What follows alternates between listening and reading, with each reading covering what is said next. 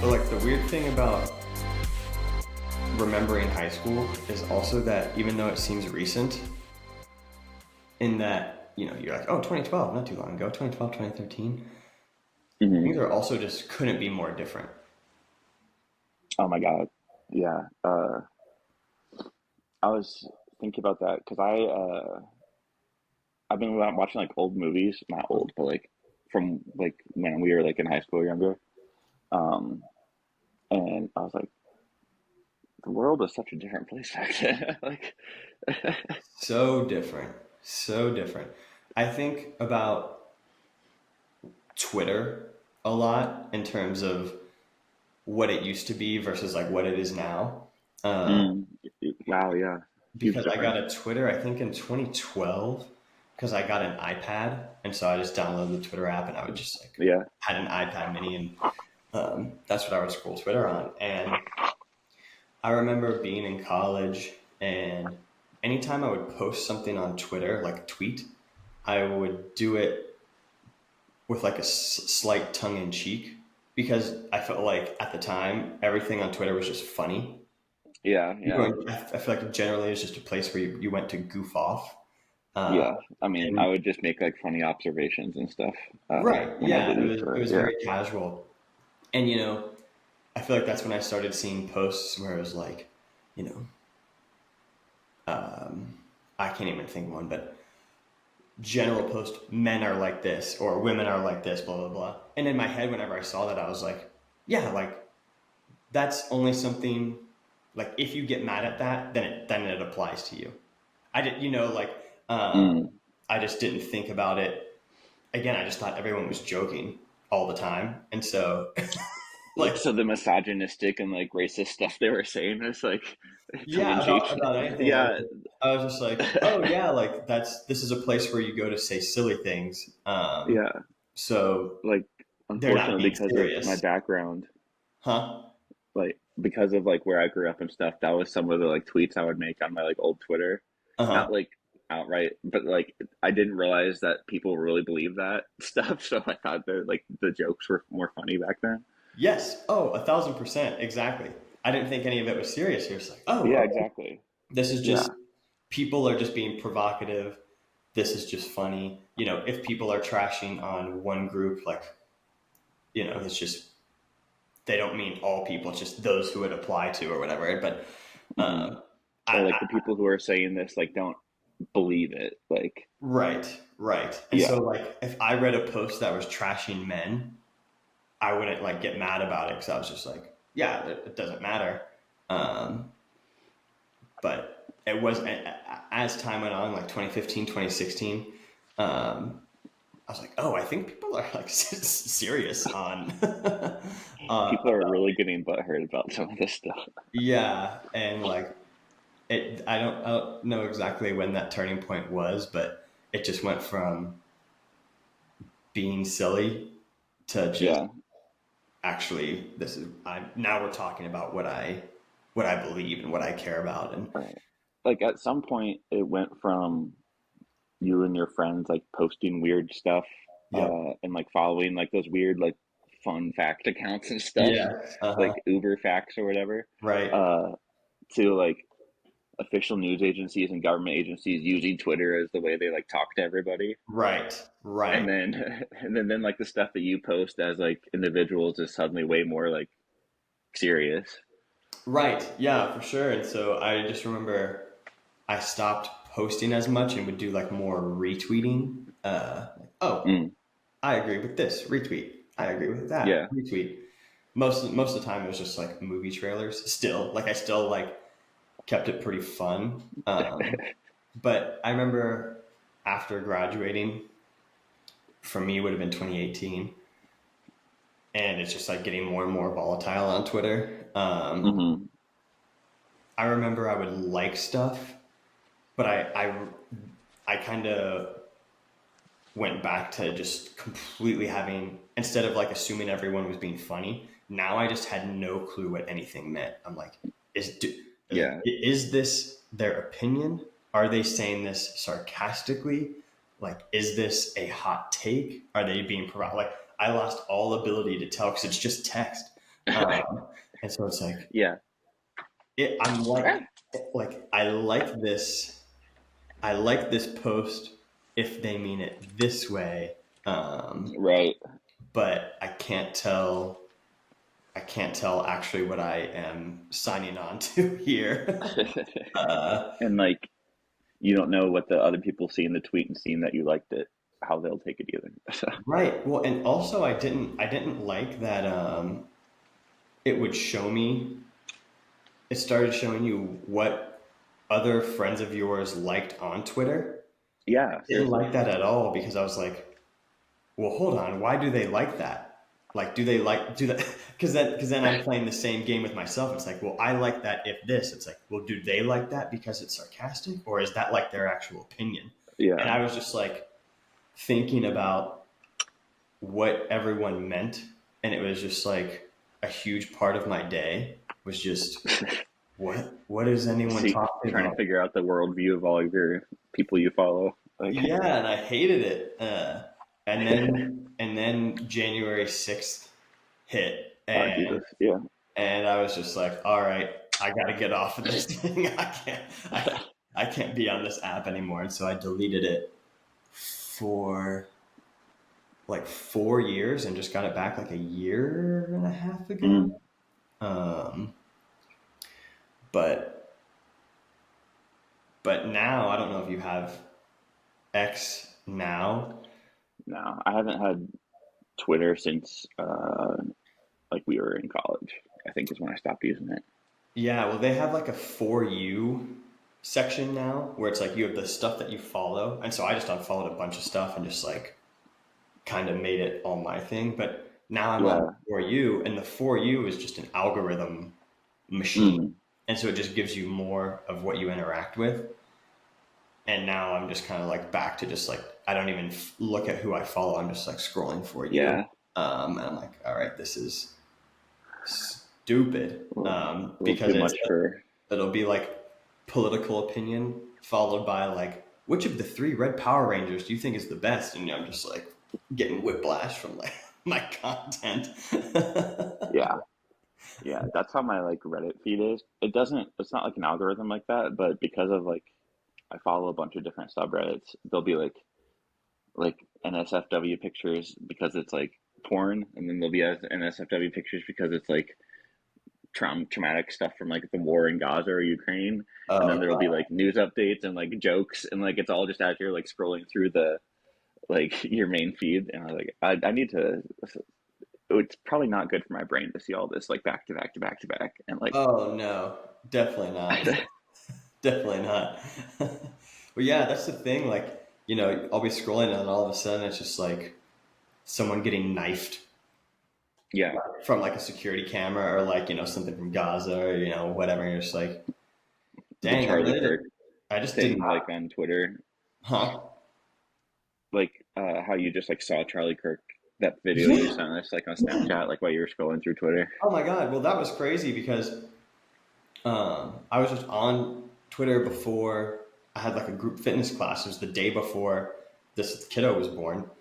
And like I saw the news that he got shot, and then I was like, "What? Like that's crazy." And then after the class, I got back on and I watched that video, and I was just like, like I Oh don't, my god. I just had never seen uh, that. Outside of JFK, Yeah, yeah. but it's different seeing it like on a high quality iPhone camera from like 20 From like yards 20 feet away. away. And Yeah. oh no, I felt sick. I was like, oh, I don't. Why is this Yeah. on Twitter? I don't need to watch this. Um, Yeah. yeah, that was just gross. Um, but yeah, so I guess that's been a big thing that's been going on. Um, just Yeah. the aftershock of that. Um, Yeah, Jesus Christ. It's I, I was really happy that the next day, kiddo number two was born. Just it's a because, huge distraction. yeah, I was like, oh, get me off the internet. Yeah. Let me just like spend some time with this, super positive aspect of my life. And Yeah, something you actually want to think about. right, right. It was funny because um, we went in to the hospital, and contractions are getting more intense, obviously, as time progresses, and we watch. I can't remember what album it is, but Miley Cyrus has an album where like 3 years ago that came out. It's the one that Hmm. has like I can buy myself flowers. Oh yeah, Write okay. my name. So that song is on the album and a bunch of others. And she does like a live recording of the album in her backyard, and just like in between songs, there's like Oh, little that's cool. vignettes of her talking about, oh, this is what I was thinking about writing the song. Da, da, da. It's like a 45-minute, 50-minute video. So we watched that, and then and that really helped Tay just like chill out. And then Hmm. we wanted to keep it lighthearted afterwards, and she was like, "Well, do you?" We there was Wi-Fi, but I didn't have any of my passwords for like watching Oh yeah. stuff on my laptop saved, and so I have the first Thor movie, and then three Hangover movies, and then one and then one episode of Avatar: The Last Airbender, Oh my God. saved on like it's not. I guess the movies that you bought on iTunes like years ago are now under Apple TV, Oh really? on the app. That's Yeah, funny. they're on the app, and so I pulled those up, and she was like, "Yeah, let's watch The Hangover." So we went. We watched Nice. like 20-ish minutes of The Hangover, and then it was like starting to get serious, and so we turned it off. But that's what we were doing. Yeah. Oh man, I never pictured that as something that you would want to watch as you're in the process of giving birth. I know, it was the most random thing ever. But Tay chose it. She was like, "Yeah, can we just watch the Nice. first Hangover?" I was like, Hey, it's a funny movie. "Oh, it's hilarious." I'm like, "Yeah, at the hospital like, before you give birth. I feel like that's a pretty funny thing to do Yeah. Hmm. before the actual thing happened." And then I had texted our mutual friend Michael like what when we were at the hospital, and when it was like time to push, I texted him and I was like about to get this baby out or something. It was like 8:39, and Uh-huh. then at 8:42 she was born. So like from Whoa, I think Tate pushed this kid out in under 5 minutes. that's crazy. It was unreal. It was unreal, and which is she did the last one in under 10. Uh, so this one came a little bit quicker, but you know Jesus the Christ. So it was the just a baby birthing machine there. I know. It was awesome. The doctor was like, "Oh my gosh, this is like the easiest delivery ever." I didn't even do anything.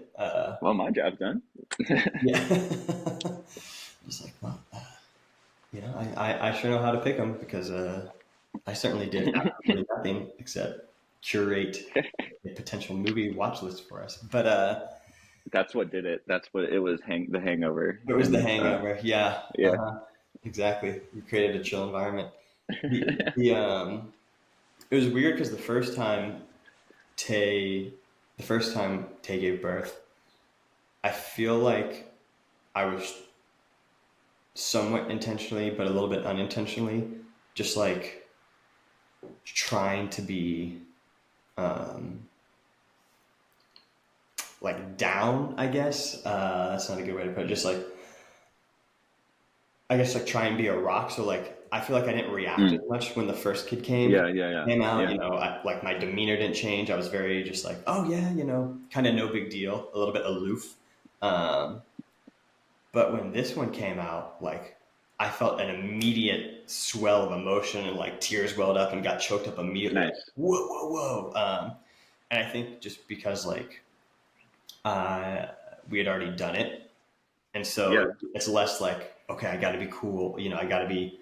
I was just like, nah, I'm just kind of like here for the moment, and so that was a surprising something I didn't expect, was just the well of emotion, cool. and it hit Tay harder too. So we were both kind of like, uh, which makes Yeah, sense.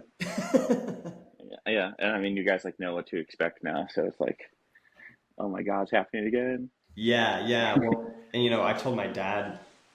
that. And he was like, well, you've also been a parent already and you've had a good time doing it. And so you know how much fun it is Yeah. and how much fun you're going to have. Oh, yeah, that's a good point.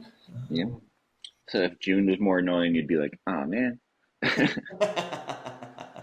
Right, exactly. If I'd had a worse experience the first time around, oh, God, doing this again.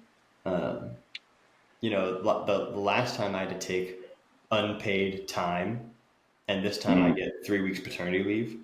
So obviously a big, that's big awesome. difference. And it's been Yeah. really nice because Tay's just been hanging out with the newborn. And so I've just been hanging out with our first kiddo Hmm. a little bit more. So, we just go to the park and I'll push her on the swing and she likes swinging and she has like a handful of catchphrases now that she says whenever where she'll be like, fun, fun, fun, fun, fun. Fun, fun, fun, fun, fun. And I'm like, yeah. Or she'll be like, hey, buddy.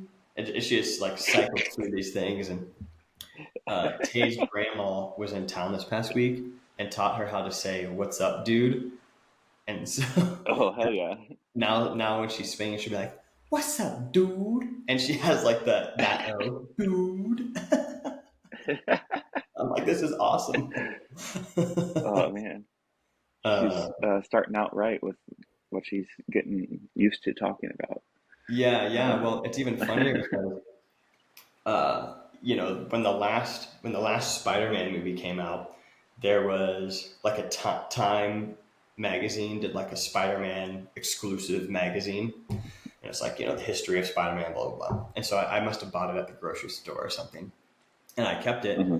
Well, she loves the cover of it, and Cool. so she's like, Spider-Man, she knows who Spider-Man is, and she'll read it, quotation, Tay will read it to her almost every day. And in the magazine, there's like pictures of like artists or writers who have worked on the comics. And so she'll be like, Ralph.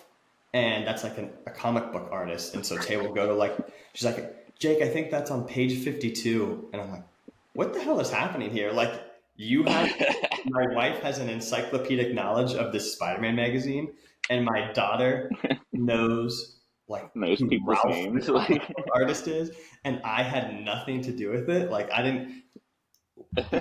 This is crazy. um, oh man, only in your house could something like that have occurred. I feel like.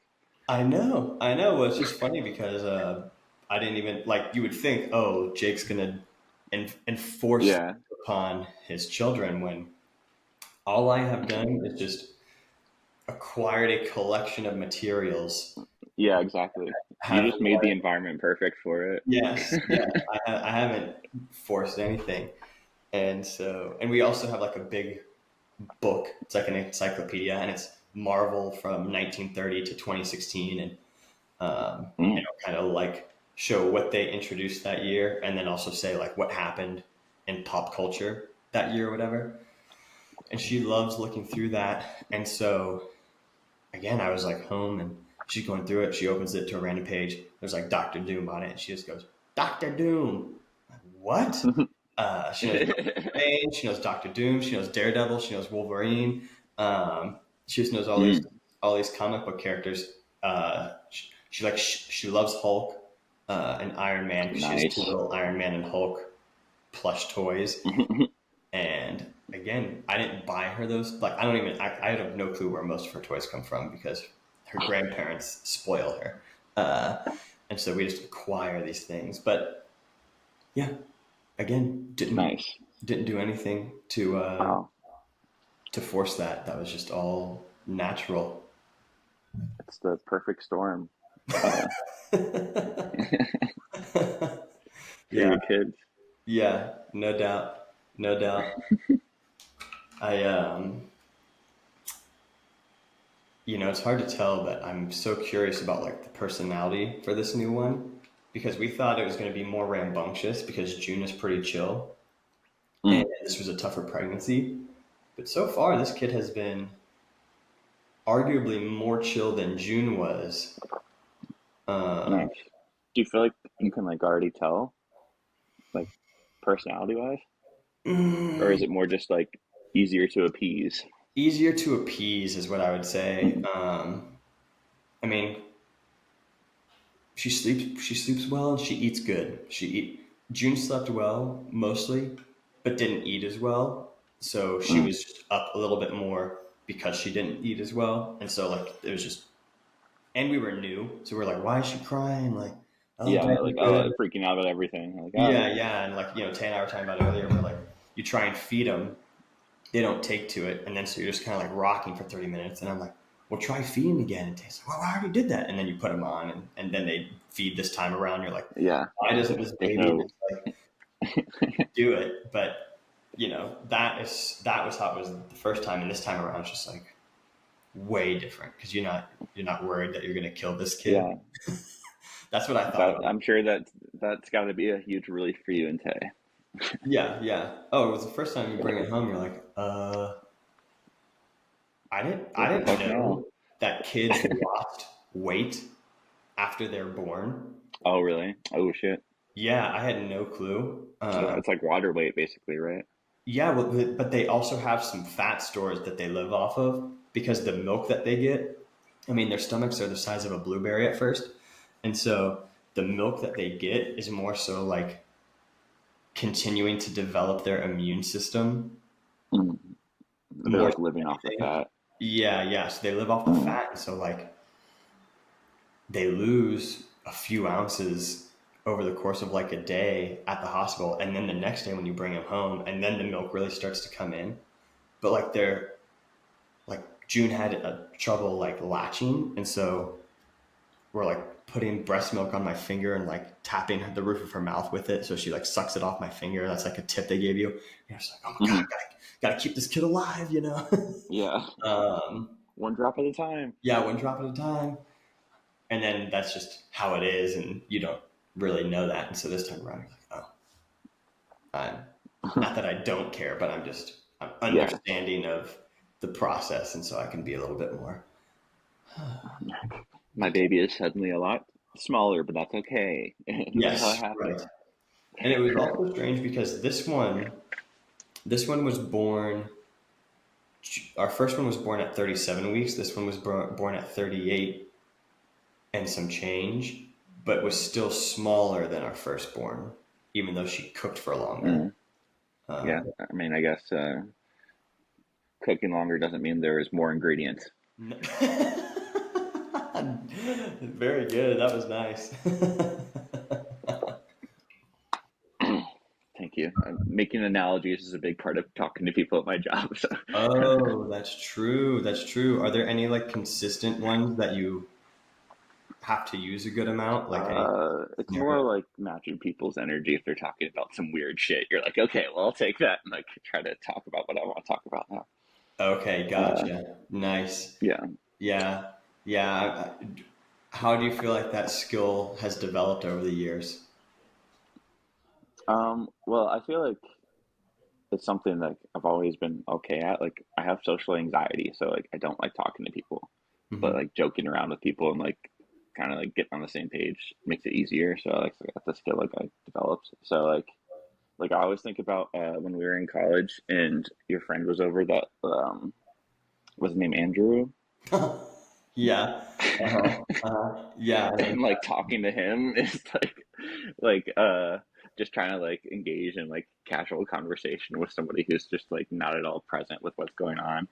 Oh my God, Really dude. and like really helped me get ready for like working on the behavioral health unit. Dude, that was tough. That was tough. Well, I'm glad that you were able to take something positive from that experience. Yeah, because I remember it was like my birthday, and he was like, Oh "Oh, I'll yeah. have to take you out for something." And then I was like chatting with him, and then I remember you like approached me later that night, and were like, "You're a really good actor," because I couldn't tell you were uncomfortable like talking to him. I was like, "Oh, thank you." Oh, nice. Oh yeah. That was such a problem. Well, dude, I remember just like talking with him and like it's hard to talk about it on the pod without like going into a bunch of detail, but basically this guy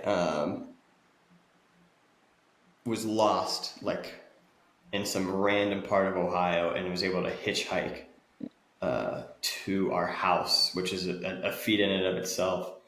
Yeah. And he was not all with it when he He arrived. wasn't sober the entire time. Was not sober at all, far from it. And despite the fact that he just got dropped off at our house by like two random hillbillies who were definitely criminals, um, he was talking about how he had pawned his ukulele for the Matrix DVD at some pawn shop. And so, like, I'm trying to get the story out. And he's like, bro, I got the Matrix on DVD for my ukulele. He's like, I almost got Man of Steel on DVD too. And just like it was Whoa, just dude.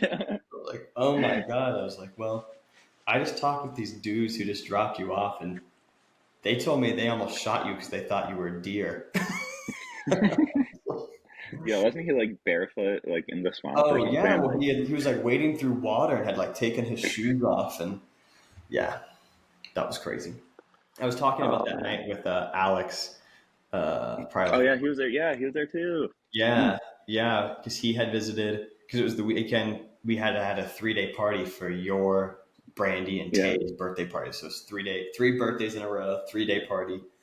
bing I've bang got boom. friends visiting, and yeah, that the guy Andrew who had visited just had randomly texted me that Friday before and was like, "Hey, I'm in town. Like, do you want to hang out?" And I was like, "Oh yeah, man. I haven't seen you since high school." But totally. And then it just ended up being a What a crazy coincidence! night. There's already a lot of people over having a party. Like, Yeah, right. Exactly. Yeah. No and then thanks. he just like, oh my god, this No, is it's not the kind of guest we expected. no. Well, yeah.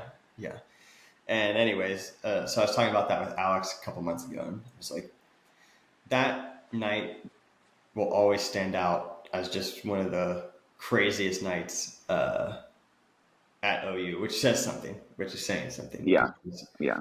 and there's a million nights to choose from, but that one will The always. fact that there's multiple stories from that one like encounter shows how important it is. Like, Oh my gosh, yeah, for sure. Well, that was also a night that Marissa got locked out of her room, and so Alex had to kick the oh door open.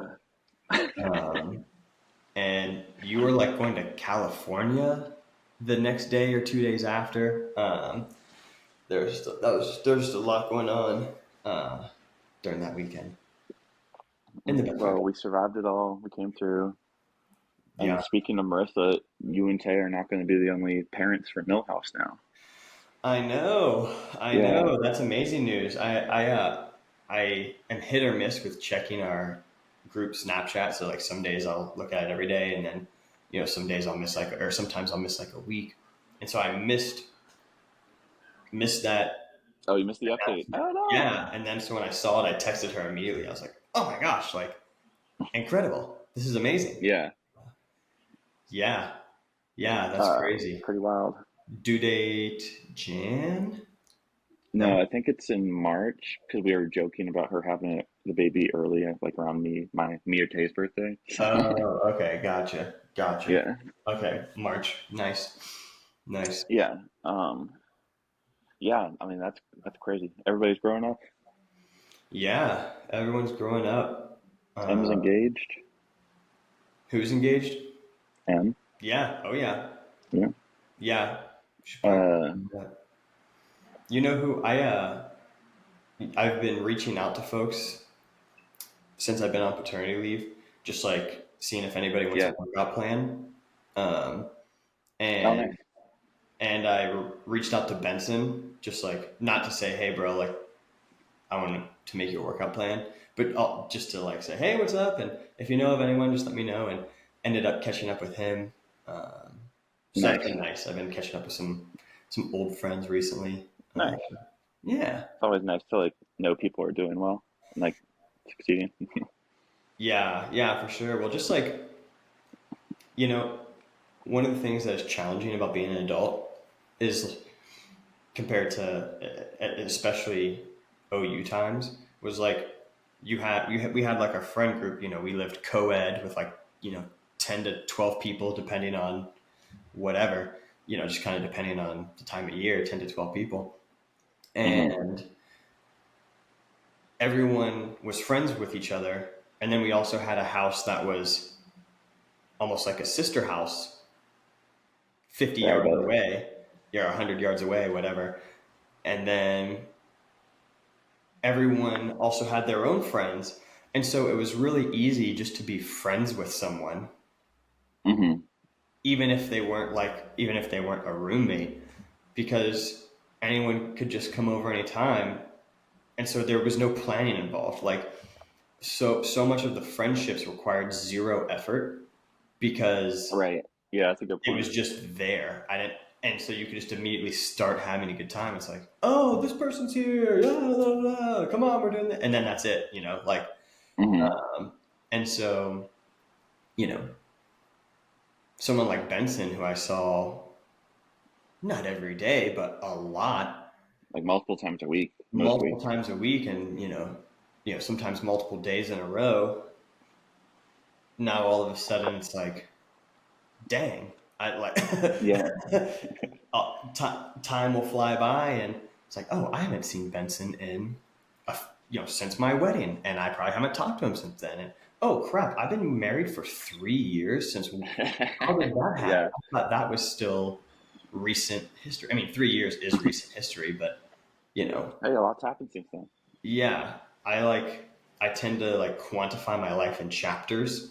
Um, and obviously sometimes there's like some transition period where it's like, this section is a little bit of that chapter and a little bit of the next chapter.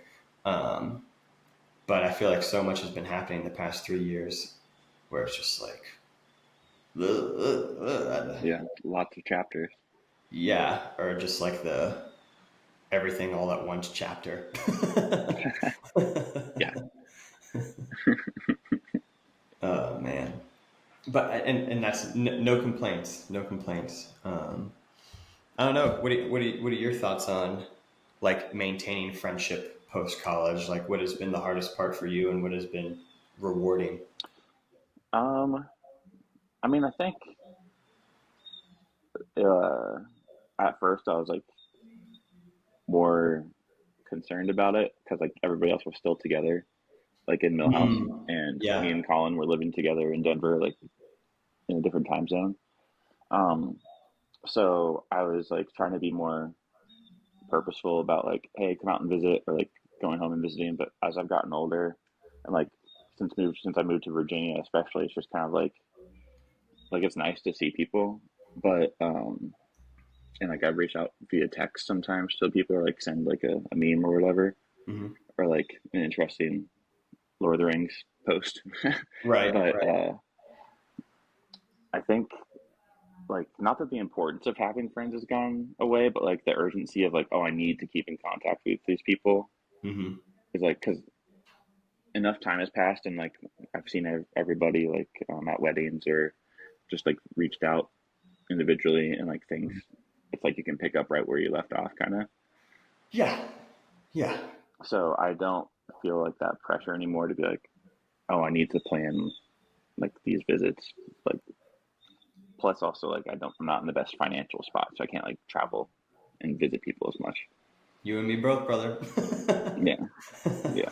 I hear So I you. guess it's part of it's necessity, but part of it's like, yeah, I'm not worried about like losing people as friends.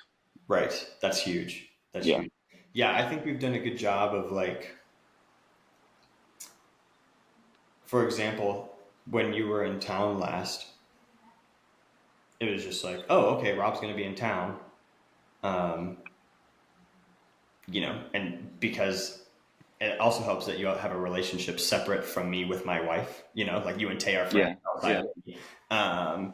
So like, you know, if Rob's in town, it's like, oh, okay, cool. Well, whatever free time we have, like that it immediately goes there. And I think everyone's done a pretty good job of that. It's like, hey, when we have the chance to be together, we like make the Mhm. time and clear the schedule and be Yeah, together. definitely. And I think I mean, you can only do so good. And like you said, like there are financial realities, If Hmm. if I had not $1 million, but if I had the financial resource to just be like, hey, gonna fly the family up and go Yeah. down, and we're Yeah. gonna spend a couple day long weekend in West Virginia, or heck, we're even gonna drive. It's like, But hey, we're renting out like an Airbnb or a house, like stop by and like for yeah, dinner or whatever. exactly. Yeah. Or I'd Um, fly to Nevada to see Marissa and Anthony. yeah. But it's like,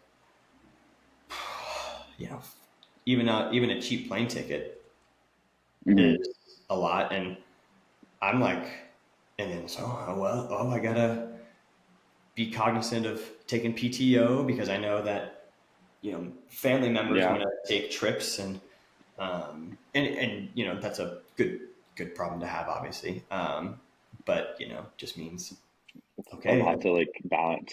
yeah, maybe the rate at which I accumulate vacation is kind of slow, so it's like you know depending on the time of year, I might have anywhere from 4 days to 10 days, and so like if I spend 4 days here, are we flying to get there? Are we driving to get there? Because I'm not going to take any unpaid time.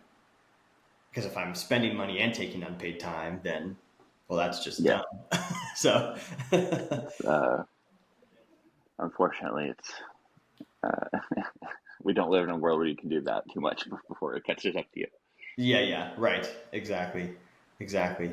If you had $1 million just deposited right into your bank account, 1 million spankaroos, what's the first thing you would do? I mean, I think I would just like pay off my debt and help my other people around me pay off my debt. I don't know if I'd necessarily like when whatever's left, I'd like split up, like keep like 80% and give like $1,000 here and there to people, you know. Nice. Uh, but yeah, unfortunately, it's gone from like buying a house or like getting a cool car to like I'll help me and my friends like, get out of debt. Right. Yep. Yeah, I know. I think about that. There's this dumb game that I play in my head. It's like, what if I just had 10 grand, all of a sudden? Yeah. And it's like, oh man, that'd be really useful. But it would just disappear immediately, right? Hmm. 'Cause I still got to pay off student loans, and then I also Yeah. I have health mean, debt. So, like, when my grandpa like died, I got like $50,000 in inheritance money, like a lump. wow. Uh-huh. Yeah. So I like won the lottery in the financial sense, not in the family sense. Sure. But um, yeah, and like all that money was gone in like like 2 or 3 years. Yeah. With like, I like paid off a lot of my student debt. I like my car broke down, like my Subaru, so I had like pay up for a new car. Uh-huh. Or no, I got in a car crash. I had to pay for a new car, my first Subaru. So it's Mm. just like no matter how far you get ahead, you can't stay ahead. Uh, Yeah. at least in my experience. Yeah. Yeah, for sure. It's tough. Um, when you think about like how long you trying to stay at the job you have, like like, do you think about like what's it going to take for you to like get out of that situation? Because like in my head, I'm always like, okay, Um, what do I do? yeah, I like am still pretty happy with my job and like living here. Hmm.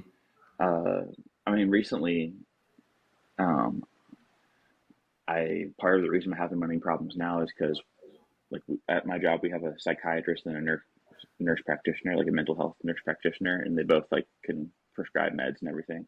Well, we lost a nurse practitioner like at the beginning of this year. She got fired slash quit. So we've like not been able to have the full amount of patients on the unit, which Hmm. cuts into the amount of time I can have. So like I'm speaking of like using PTO and stuff, I'm like out of PTO and sick time basically because I have to use it when we're low census, and I leave early when I don't stay the full like 10 or 12 hours or whatever. Uh, Mm. so like that's been rough for me. So I might have to change jobs in terms of money. So Yeah. that would be something that would like change it. But also we're supposed to like get a new nurse practitioner in December, so that should Mm. help. Um, But besides that, I think it would probably be if like I get in a relationship and somebody wants to move, Mm. Hmm. um, or if my like mental health gets bad and I want to be around like my good friends, move back to Ohio. Sure, sure. Um, I think those are probably the three scenarios. But like I like my job a lot, and I like my Good. apartment and like living in Harrisonburg.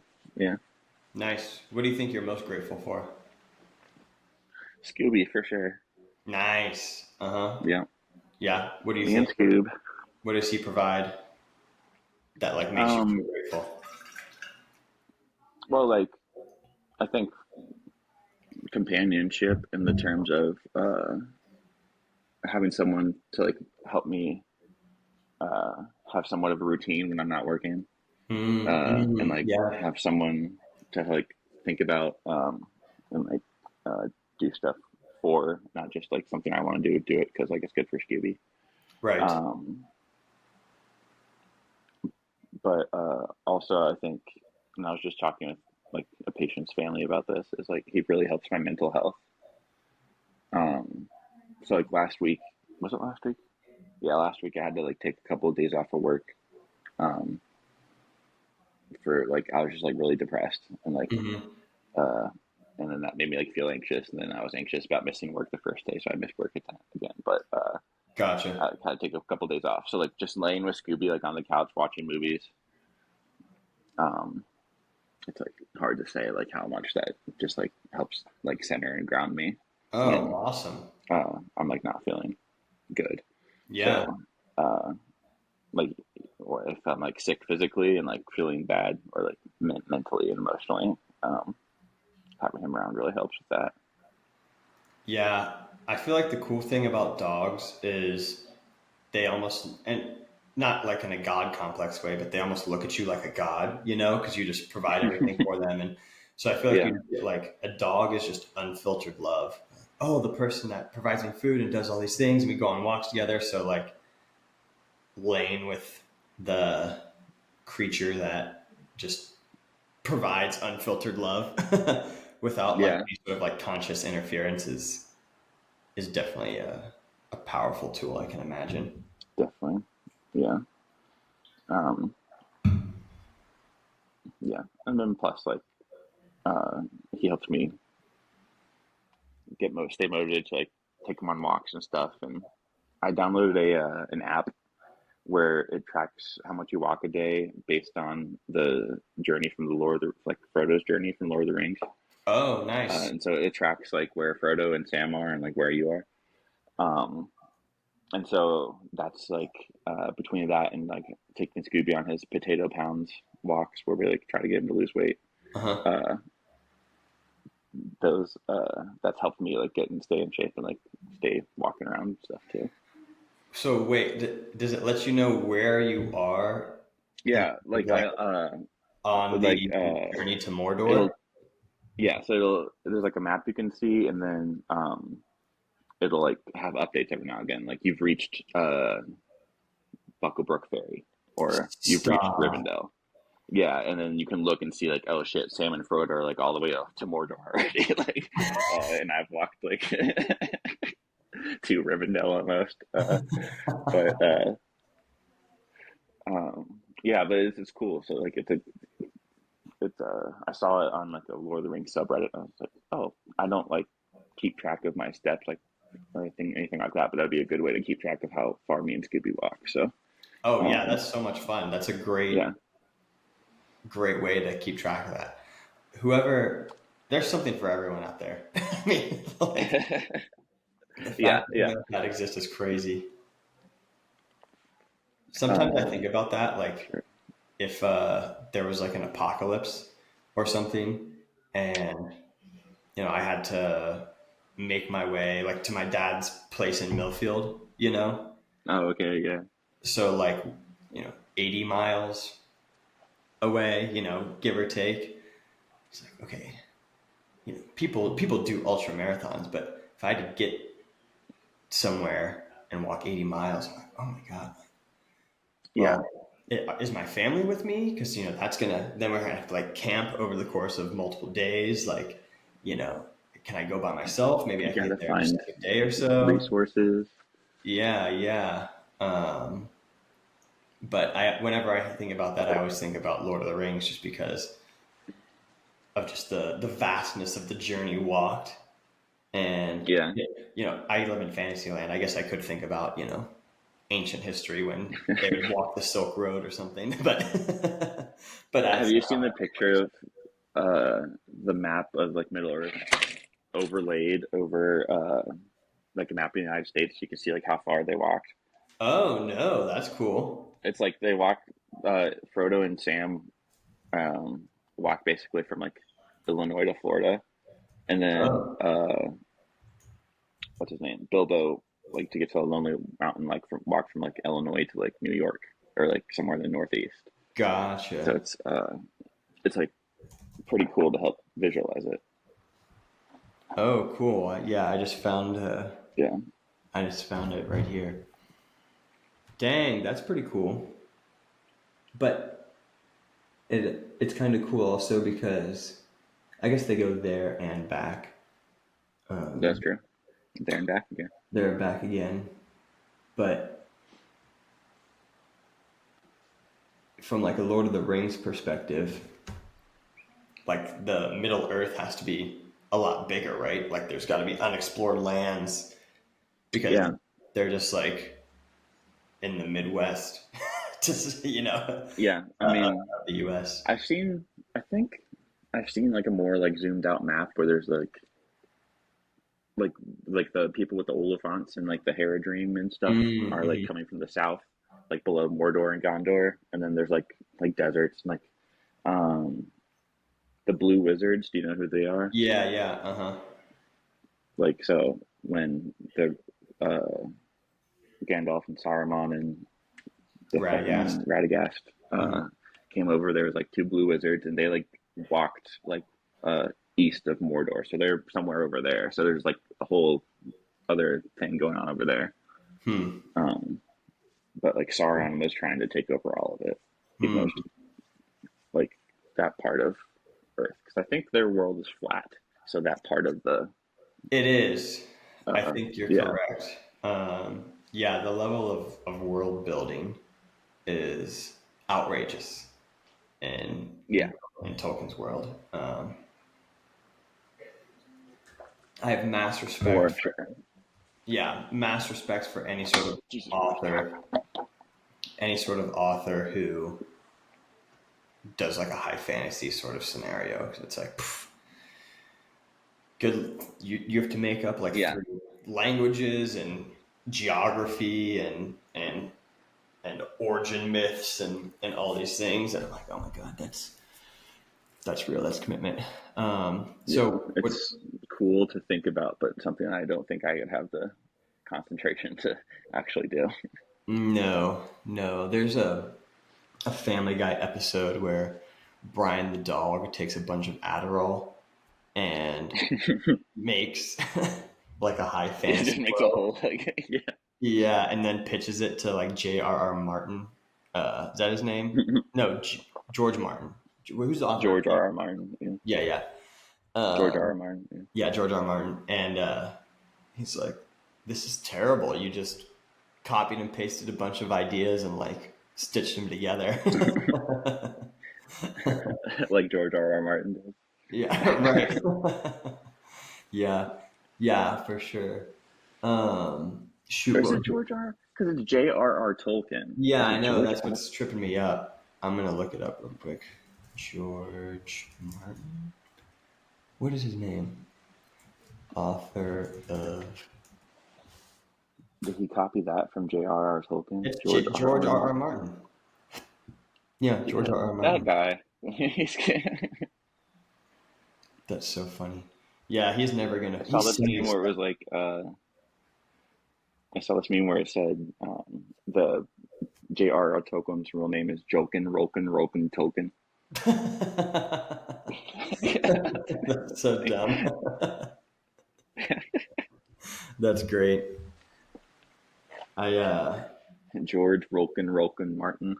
George Woken Martin. Yeah. Apparently, I haven't heard anything about it in a while, but they were doing like a Jon Snow Game of Thrones spin-off show. Like after Game of Thrones? Yeah, I Huh. could be Okay. off. Spin-off. I'd like to see it. That'd be cool to see a spin-off of him just like in the North or something. Like, Oh, it got uh, canceled. Dang. whatever. I'm not Yeah. mad. It was announced in 2022 and then put on the shelf in April of 2024. And it was going to be post Game of Thrones. Wow. There literally is not an intellectual property that makes me as mad as Game of Thrones does with like how it ended. Let me think about that. Yeah, I mean it's probably like I actively was yelling at the TV. Um, the episode and the Game of Thrones spoilers for those of you who care, but you Yeah. shouldn't. Past or rewind 5 years or however many years ago it ended. And Yeah. Um, but I remember watching it in my parents' basement, and when Daenerys is like torching everyone in King's Landing, I was like, "What are you doing?" Like actively yelling with my parents on yeah. the other side of me. Like I could not believe it. I'm like, Oh this makes no sense. And no. I've watched like a bunch of video essays on it, and people. There's been a couple people who try and defend it. They're like, this was always going to be the case. I'm like, regardless, it is still the way they took her to Yeah. get that journey. Um, is If just that was like, the end goal, like yes, what? yes. How? Why did you make her character like that in the beginning then? Or like not make her change until like the second to last episode or whatever? Right, Like right. It just turns on a dime, and it's like they were building it up. I'm like, oh, barely, like barely. no. Yeah. And It was uh, like you could tell it was like shoehorned in. Like yeah, for sure. Well, and also like I don't know if you remember, she and one of the it might have been in season 7 or something, but she attacks like a supply train and that like Jamie Lannister is overseeing. Um, yeah. and like they torch everything, and then after they have the like she's got all the prisoners, and she's like, if you bend the knee, you know we're cool, and if you don't, I'm gonna kill you. Hmm. And they try and make this off as like a really really bad thing, and Tyrion's like, you like don't kill these guys, don't kill these guys, but like in the context of Game of Thrones, like for example, like when That shit's John happening all the time. all the time, and like Yeah.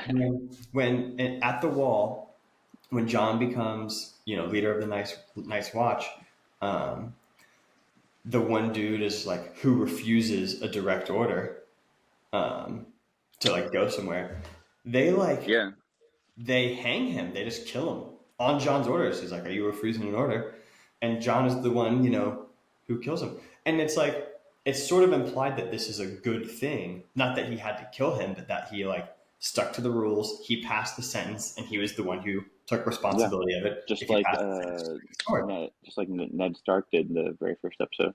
Yes, yes. He who passes the sentence, should swing the sword. Hmm. And so, like, and obviously John is like upset about it that he had to do it. Like, it's a sad thing to do, but it's like, yeah, he's Yeah. doing his duty. And then, like, Tyrion's like begging, like, don't do it, don't do it. It's like, obviously, like, murder is bad, and especially in Game of Thrones, but it's like, this is like pretty par for the course, even among the good guys in the show. Yeah. And I feel like they're like Yeah. trying to make me feel like, oh, she's going crazy. I'm like, no, I don't think so. I think, and then she made some like a speech to Dothraki where she's like, and we're gonna keep going, and we're gonna like keep it taking over Uh, all their castles, and like, and then you're like, what in the fuck? Like, where did this come from? where is this? Like, Yes. Oh, yeah. Like, yeah, and the very and like last her, all of her episode. advisors are like looking at her like, what the hell? Yeah. Right. We're gonna keep conquering. It's gonna be awesome. And then uh, the one of the biggest I feel like insults was in the I think the knights. the Long Night episode where they fight the Night King. Um, Yeah. might actually Is that the be big battle one?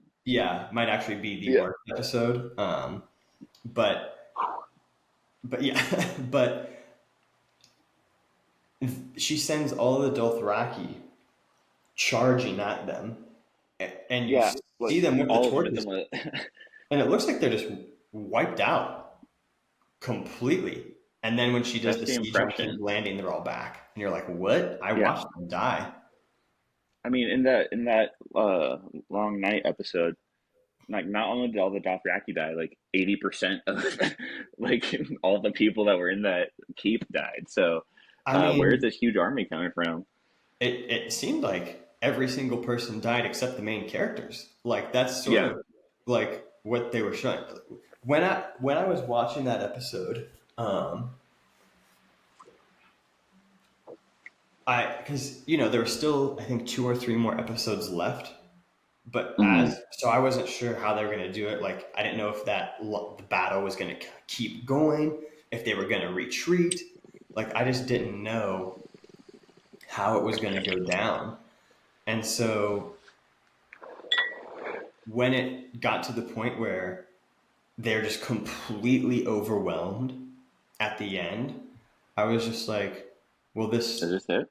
this has to end. Like I know Yeah. there's more episodes, but this plot has to end because everyone is dead and every single main character is like on their knees about to get murdered. So, and then it gets resolved obviously when Arya, Yeah. kills the Night King, which is like also super anticlimactic. But um, you're like, okay, well, what's the rest of the show? The rest of the show is like this is handled. Like I thought they were gonna have to juggle the political aspects of Cersei Yes. and the Night King all the way to the end. Right. Because that was like kind of what they made it seem like at the like leading up to that was like, okay, here's these two converging problems, and then Uh-huh. it just so happens it's like, oh, got that took care of that one, which like the Night King, theoretically the bigger issue here, Yeah, and for then they sure. take out Cersei like uh, later, and it's like I would have liked to see it resolved differently, like have more to do with each other. Right. It's like two Right. separate like things. Yeah. Yeah, because like I think obviously the political drama being like the main point of the show, but also like in the background is the White Walker story as they just get like more and more powerful. And it's Game of Thrones was never really about like so much good and evil. It's just like Hmm. people, and there are obviously some good people, but there's just like evil people, a bunch of gray people, and then good people, and sort of just like stuff just happens. But at the very least, it kind of seemed like at the end it was going to be the people versus like the embodiment of death, and that was like sort of the good and evil. It's just like life versus death, Hmm. and they just like kind of handled it. Like all And these characters that we've like on each side, so to speak, Mhm. that we've grown to like are going to combine together.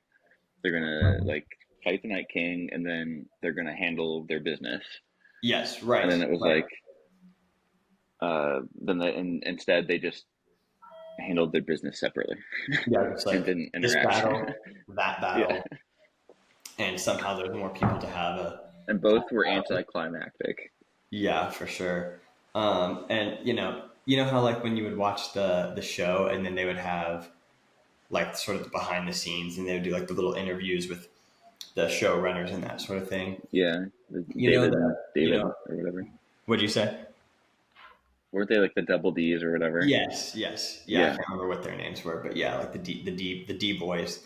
Um, there's the episode ends with Daenerys flying over King's Landing, and then the dragon next to her just gets sniped out of the sky, um, Yes. with like those weapons that they built. And in the aftermath, after the episode, they're doing like the behind the scenes, or whatever. The showrunners are talking. They're like, "Yeah, so Cersei just sort of forgot about the fleet outside of King's Landing." I was like, "What?" she forgot about like, what do you like? It's just like bad writing at that point. You know, it's like Yeah. that they have So military. what you're talking about isn't the time? Is it the time we see the first dragon like get shot from a ship where they're like flying toward an island, Yeah, or it's like when at King's Landing when they're trying to besiege it? Because I'm not it's right. remembering. Because I know there's a It's before. It's right before. And so okay, like okay, it's after her first dragon gets killed by the Night King gotcha. in season 7, 'Cause- but before she lays siege on King's Landing, her other Okay, dragon gets just shot out of the sky. Um, yes, I remember that, and it's like that was stupid because they're like in the sky. You should have been able to see the ships that were shooting at you. right. They're like way high. It's like Yeah, where'd that come from? obscene. Like, So dumb. it's not So like there's like an dumb. airplane behind you, like shooting a missile or something. That was like Right. a huge. Right. There's like an entire fleet. Yeah. Yeah. So it's like they basically say she forgot about the fleet. And then, even if that were the case, if she's that high up, she would have been able to see the fleet. Um, Hmm. so it's just like, whatever, man, fuck you guys. Like, yeah, you don't care anymore. You know, And then they use those same weapons to like surround King's Landing with, and it just has no effect. Like, literally the next episode, yeah, yeah, and then yeah, just like, oh, I guess we can't use those anymore. Like, yeah. They have no effect. The dragon just dodges them yeah, all. It's too like why fast. couldn't you do that the first time? Yeah. Oh, it's terrible. Apparently, my understanding is they were offered more time to finish the series, but they had signed a deal with Lucasfilms to do Star Wars movies, and they Yeah, were like, "Nah, we want to go do that," and so they rushed them out, and then now there's no now Star Wars is struggling, and you know I they don't think they ended up doing the Star Wars movies, did they? no, no, Yeah, because I think they fucked up Game of Thrones so bad, their Star Wars stuff got like put to the side. yeah, because they were signed on to do a whole new trilogy. Yeah, it was. Oh my god. Terrible. Speaking of Star Wars, what do you think of the talk? Let's talk about Mandalorian and Grogu because Mm, that was nice. awesome. Yes. Yeah. It looks like it's going to be um, very much like the TV show, but a movie, which is what Yeah, I wanted. yeah. Oh, totally. Yeah, for sure. Because I think sometimes, oh, I mean, I haven't seen it, but based on this 90-second trailer, it looks like it's going to be like kind of light and actiony and fun instead of like a heavier like weight of the galaxy kind of thing. Yes, exactly. Yeah, and I don't know what like general opinion is on Mandalorian, but I like that like they have Grogu doing more and more things. And so to see him in the trailer like, looking out Yeah, like the little scope and swimming and doing stuff, and I'm like, oh he's got his own little missions he's going on now. Looks yeah, he's like like and it's just cute. I'm like, this looks like a fun, hmm cute thing that I will pleasantly enjoy.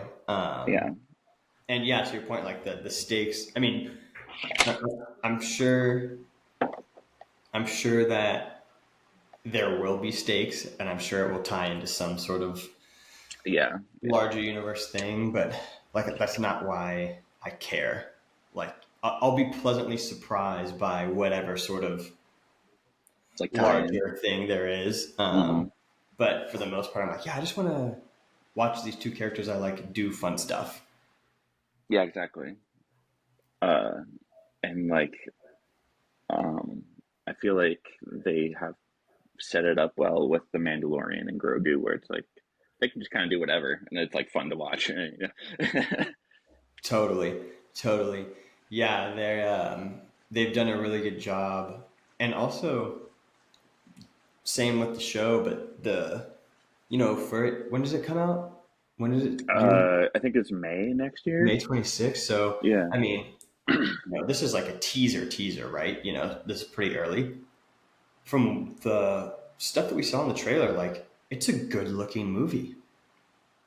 Like it looks yeah, good, and the show looks really good. Um, that's like one of my biggest peeves about like Marvel movies or just do you mean like it looks like kind of sloppy sometimes, yeah, like with the where CG and stuff?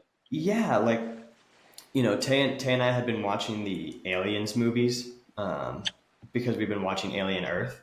Oh, Um, nice. Yeah, okay. I've heard good things. I haven't seen yeah, you should check it out. But it. What Aliens movie are you on to? so we have watched all of them. I just finished Resurrection. Nice. Okay. I had never seen that one, and I've seen that one so like once a while back. yeah, we started it, and it's like pretty like there's like some roguish characters that are like pretty out there. And Hmm. Tay was like, "Yeah, you can finish this one without me." Um, but I really enjoyed it. But so we because of that we watched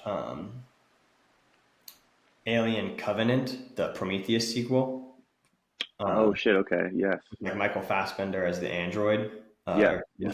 um, and that movie's okay, but outside of a couple things, like when you're watching that movie, it looks so good. Like the CG on the spaceship, it Yeah. just looks incredible. And it came out in 2017, and And like Prometheus was like that way too. I feel like it yeah, was just like Prometheus looks great. fun to look at. Yes, it is. It's very beautiful, and if you watch like uh, the most recent Captain America movie, which is like almost $200+ million budget movie, spent a bunch of money on it, and there's stuff that just like doesn't look good, Yeah. and probably due to time management, where they just leave the CGI to the back half and just Yeah. don't give it enough time. But it's just upsetting to me when I have to watch a movie that looks like garbage, Yeah. um, Uh, and it's, I can it's, watch another movie that looks good from 10 years ago. yeah. I was on that exact same subject. Also on one of the Lord of the Rings subreddits, there was a discussion about how how is it that the CG in Lord of the Rings from 2001 looked better than some of the CG that we have like in big budget movies now. And they were talking about how CG went from something that you made to made something look good to something that you used to cover up like Yes. uh either for time or like just a huge green screen for a set or whatever. It was Yeah. like it went from something that was like a specialization to like a big broad strokes like just kind of shitty. Yeah, for sure. I think I don't know if you saw the Flash movie that came out a couple years ago. It's not good. And it has some of the most offensive CGI that I've ever seen in a movie. Offensive. Yeah, it's offensive. It's really offensive. And like PlayStation 3, one of the scenes, Rob, straight up looks like a PlayStation 2 cutscene. It is so bad. So bad. And so I watched some like VFX behind the scenes, and there's actually some really good CGI that is just um like buildings crumbling, Mm. and just like the the effect of it sort of deteriorating and that sort of thing look really good. But then there's just other bullshit that is also in frame that just looks horrendous. Hmm. And so any sort of like good CGI that would be like technically cutting edge is just overlooked More than because, canceled out. yes, because there is garbage on the screen that you're looking at. And I think, so I don't have all of them, but anytime I get a Marvel movie, I always watch the director's commentary. And I watched the director's commentary for one of their movies that came out in 21 called Eternals. And the director, while they're watching, is like, you know, in one scene, she's like, actually, this whole forest is CGI. And you can't tell. Like, it looks really good. And I was like, oh, I would have never known that had she not told me. She's like, Hmm. yeah, it's pretty cool that you don't even notice. And um, in fact, I think some people even prefer it that way. And I was like, wait on. I was like I prefer my CGI to look as photorealistic, out with some exceptions, um, as possible. It just kind of like threw me off for a second. I'm like, yes, I do want it to look Yeah. good. Like, are I there people that don't? right. It's like I understand that CGI is like used to enhance the spectacle, but I want the spectacle to look good, like as realistic as possible, Mhm. as uncartoony as possible.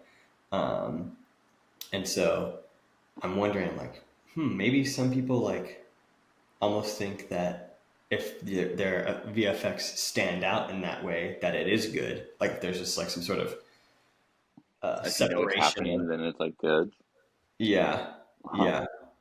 So I just thought that was odd. I'm like, Well, no, those people are idiots in that case. right. Like, I just want it to look good. I know you haven't seen it, but Andor is another one of those shows that Mm, just looks so good. yeah. I mean, I think a part of that is like they have a lot of like the high quality set pieces and stuff too. So Yes. it's not it's not out of place. Like when Right. there's like something like bright and shiny, like or nice, good CGI along with it. Right. Yes, for sure. Yeah, I think having as much practical stuff in frame for reference is Hmm. ideal. You know, if you ever venture onto Disney Plus and watch the most recent Ant-Man movie, there'll be like Mm. some scenes that look pretty good, but a lot of the time you're like, this was completely shot on a blue screen or green screen, and I can tell. And you watch 300, Hmm. which is a great example of a movie that is high in CG because it was also shot in studio, Yeah. but uses the effect to make it like like it's a tonal piece of the Hmm. movie. It's like it adds like a mythic.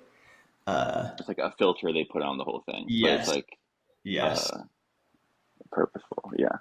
yes. It like helps tell the story, Hmm. whereas like an Ant-Man Quantumania, you're just like, dang, you guys blew 200 million on this, and it's not even layered well. Yeah, What's going 200 on? million, but like it's like one of the 12 Marvel movies they had to pump out that year, so like Right, whatever. right, right. Um, yeah, it's just tough. It's just tough. I don't not that, and Hmm. that's no shade on any VFX artists. Yeah, That not that there's it's any not their listening. fault. It's I think it's the pressures they're put under or the Yeah, expectations. I'm sure it's just the timeline. Yeah, Like you the have two fact months, that like there is such good looking stuff out there means it's possible and accessible. right? I mean, Lord of the Rings is a good example. I think my favorite example is Davy Jones's tentacles in Pirates of the Oh Caribbean. yes, yeah. When Um, he's like playing the organ, I oh saw my that clip the other gosh, day, and I was like, oh, that looks so good. 2006. Yeah, So I don't know. That movie's going to be 20 years old in May, and so I that's don't, crazy. make it make sense to me that this 20-year-old movie about Disney pirates is better looking than your current whatever. Yes, exactly. Have you watched the Pirates movies or rewatched them at all recently? Any of them? Yeah, yeah, yes, I Mm, have. nice. Yeah, I was thinking about it, like after I saw that clip actually, but I it's haven't. really, it's really actually. I don't know what the word is. Like, maybe that's your thing. Maybe it's not. It's all personal preference. But I feel like when you're watching those movies, you're like, hey, at least the first three. I have opinions about the next two, but at least the first three, you're watching, you're like, hey, like people cared about this when they made them. Um, Yeah. and maybe like I know some people like the first one more than the next two because the next two there's a little bit more magic kind of things going on, and like I just like, I like more pirate stuff, less man, whatever. Hmm. Total preference. But at the end of the day, um, like the first three, like they're kind of complicated in that the things that drive the plot are character decisions. Like it's not super linear. Like there's like some Mm. backstabbing. There's you're not always sure whose side is who's on whose side, and like there's multiple deals being made between multiple different parties, and it's kind of all up in the air. And so I feel like even if you've seen those movies and you're rewatching them, you're kind of like, wow, this is like a plot that is driven by character decisions made by people who care and by actors who are giving in good performances. And so even if it's like not your thing, I feel like you can watch those movies and be like, yeah, this is cool. I appreciate it. Yeah. Yeah. Yeah. Wow. Um, yeah. Whereas like the fourth one is okay. I like that one, but none of the Is that things. the end of the edge of the world one, or what was it? No, that's the third. The fourth one is the Fountain of Youth, Okay. and Blackbeard's in it. Oh, okay. Okay. Okay. Okay. Yeah. Yeah. That one is not like Jack Sparrow has no influence over the plot. Like he's basically kidnapped and then is just along for the ride, which is Hmm. very different from the other two. And then the fifth one commits the greatest sin of all, and it renders the movie unwatchable. Um, Oh no. and that sin is it breaks canon with the other movies. Oh, that's never good. Yeah, it's like now I can't watch What this. what did it do that like broke the other movies? So the like the witch lady in Hmm. the swamp or The one who's whatever. like giant. Yes, who ends up being Yep. Calypso and grows big. Yes. In the second movie, um, Jack is looking for the key to the dead man's chest, and when they go and visit her, she's like, "The compass I gave you, it will not show you this." And he's like, "No." And then she's like, blah, blah, blah. Well, in the fifth Mm. movie, so thus establishing that she gave Jack the compass. She's like, "The compass I gave you doesn't show this." In the fifth movie, they do a flashback scene to like a young Jack Sparrow, and it shows him getting the compass in a different way. Mm. And so, like, now I don't Hmm. care because I'm like, didn't Like like, fucking obvious. yeah, I'm like, didn't you watch your own movies before you wrote this one? Like, couldn't you take the courtesy to like continue the story in a way that it lines up? Because what you've effectively done is now just told like it's not even a story. It doesn't line up. This is not a it's not a continuation. I know that might be like a minor thing, but it's like Hmm. you blew it. And as far as I'm It's concerned, yeah. Like uh, now that you've noticed it, it's like that. It's over.